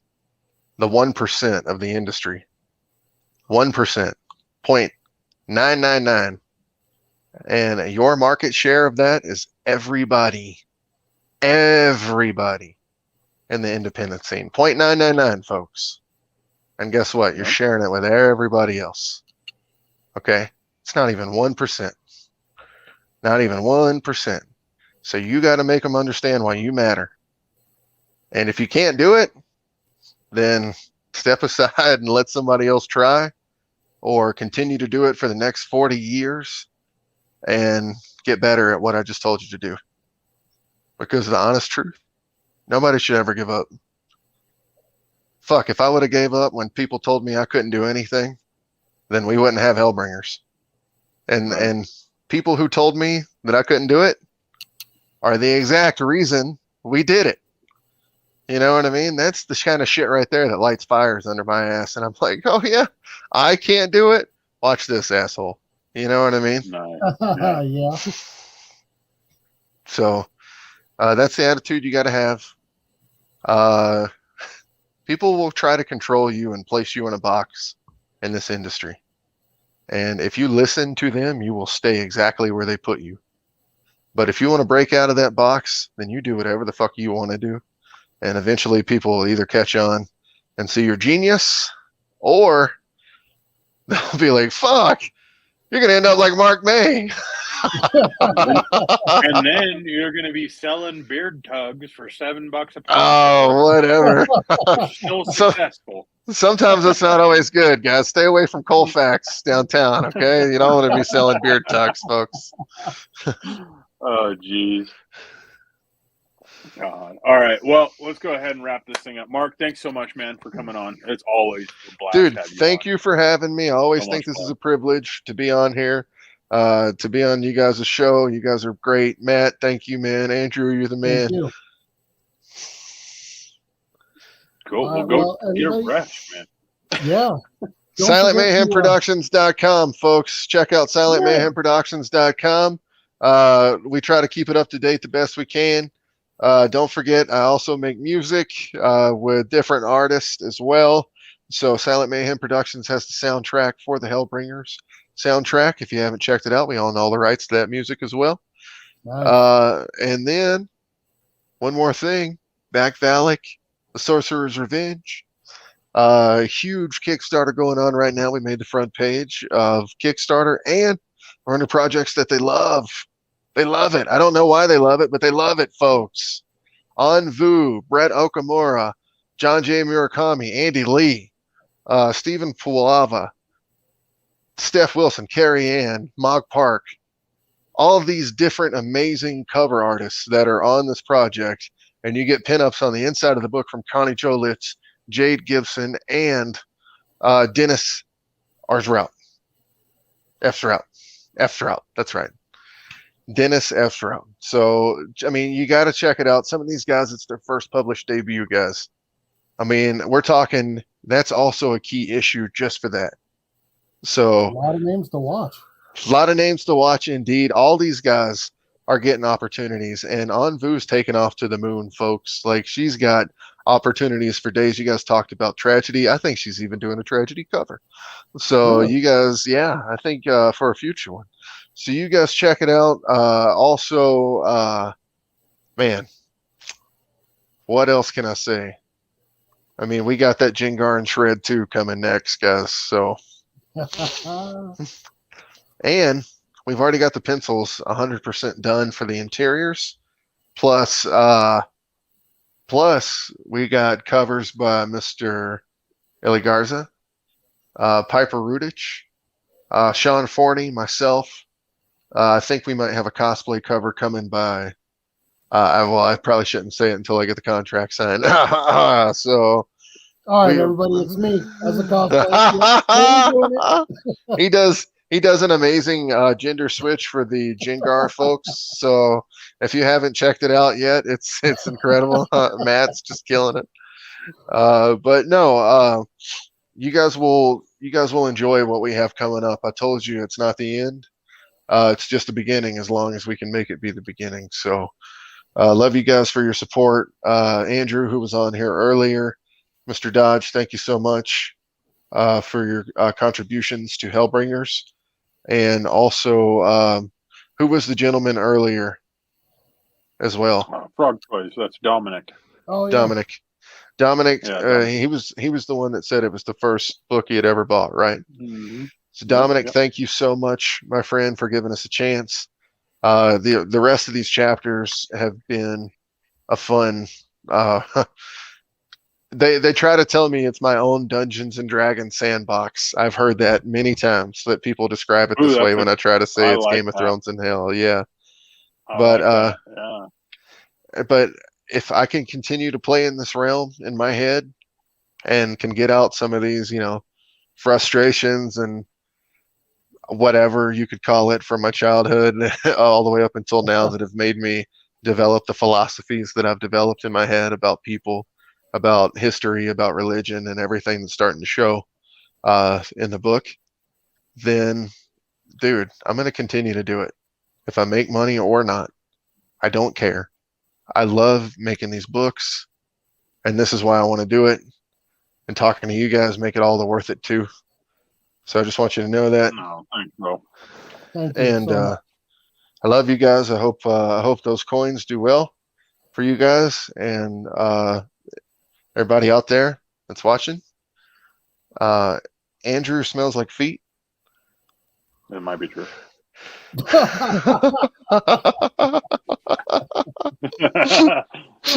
I'm gonna get you, Mark.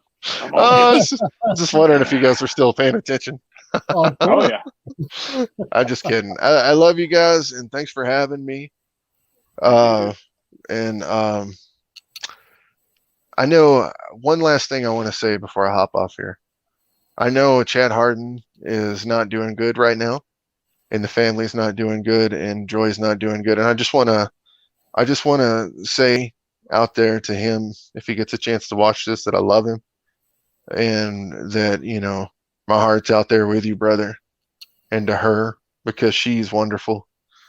And just I love you guys. So there you go. That was awesome. Thank you. Oh man, that's why you're the hero, Mark. We love you, dude. I'm not the hero. Remember, I tell this to all the little kids. I don't want to be your fucking what do you call it? God, the thing people look up to you? What do you call that?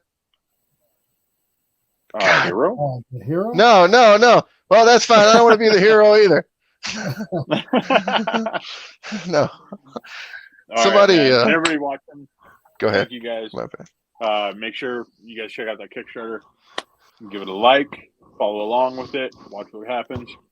23 days left. He's already surpassed the goal. But as he was saying earlier, that goal is just to get the book made. That's not, getting to those final stretch goals or any of that kind of stuff. And Mark always got some sick stretch goals. So. Yeah, I do. I definitely do on this one. There's a painted remark option for every single book. And those painted remarks go for at least $150. So if you guys are interested, if you can get it up to that number, you guys are all going to get hooked up for whoever backs it. Dude, how are you going to do that many remarks? That's just how I am, bro. If we get to that number, I'm going to do it. So too damn much. always said that I wasn't a good influence. That's what I was trying to say, folks. Oh, I don't want to be a good influence for your fucking kids. That's what I was trying to say. When they come up, they're like, hey, I'm doing this, art's great. And your kid's looking at it, and they're looking at Hellbringer's books, and they're staring at the boobs. That's not, I mean, come on, get your fucking kid away from the table, folks. Jesus Christ. That being said, you can jump on the Kickstarter. It makes a great gift. To not kids. Don't give it to your son. Don't give it to your son or daughter, folks. With that being said, everybody like, share, subscribe. Go hit up this Kickstarter. I'm losing. Oh, damn. Oh, Mark, boy. what are you doing, bro? All right. Yeah, thank you, everyone. We got to close this thing. The best sign I ever put on my table at a show was, I don't put a beer on your wife's tits. Don't put your beer on my table. Good night, everybody.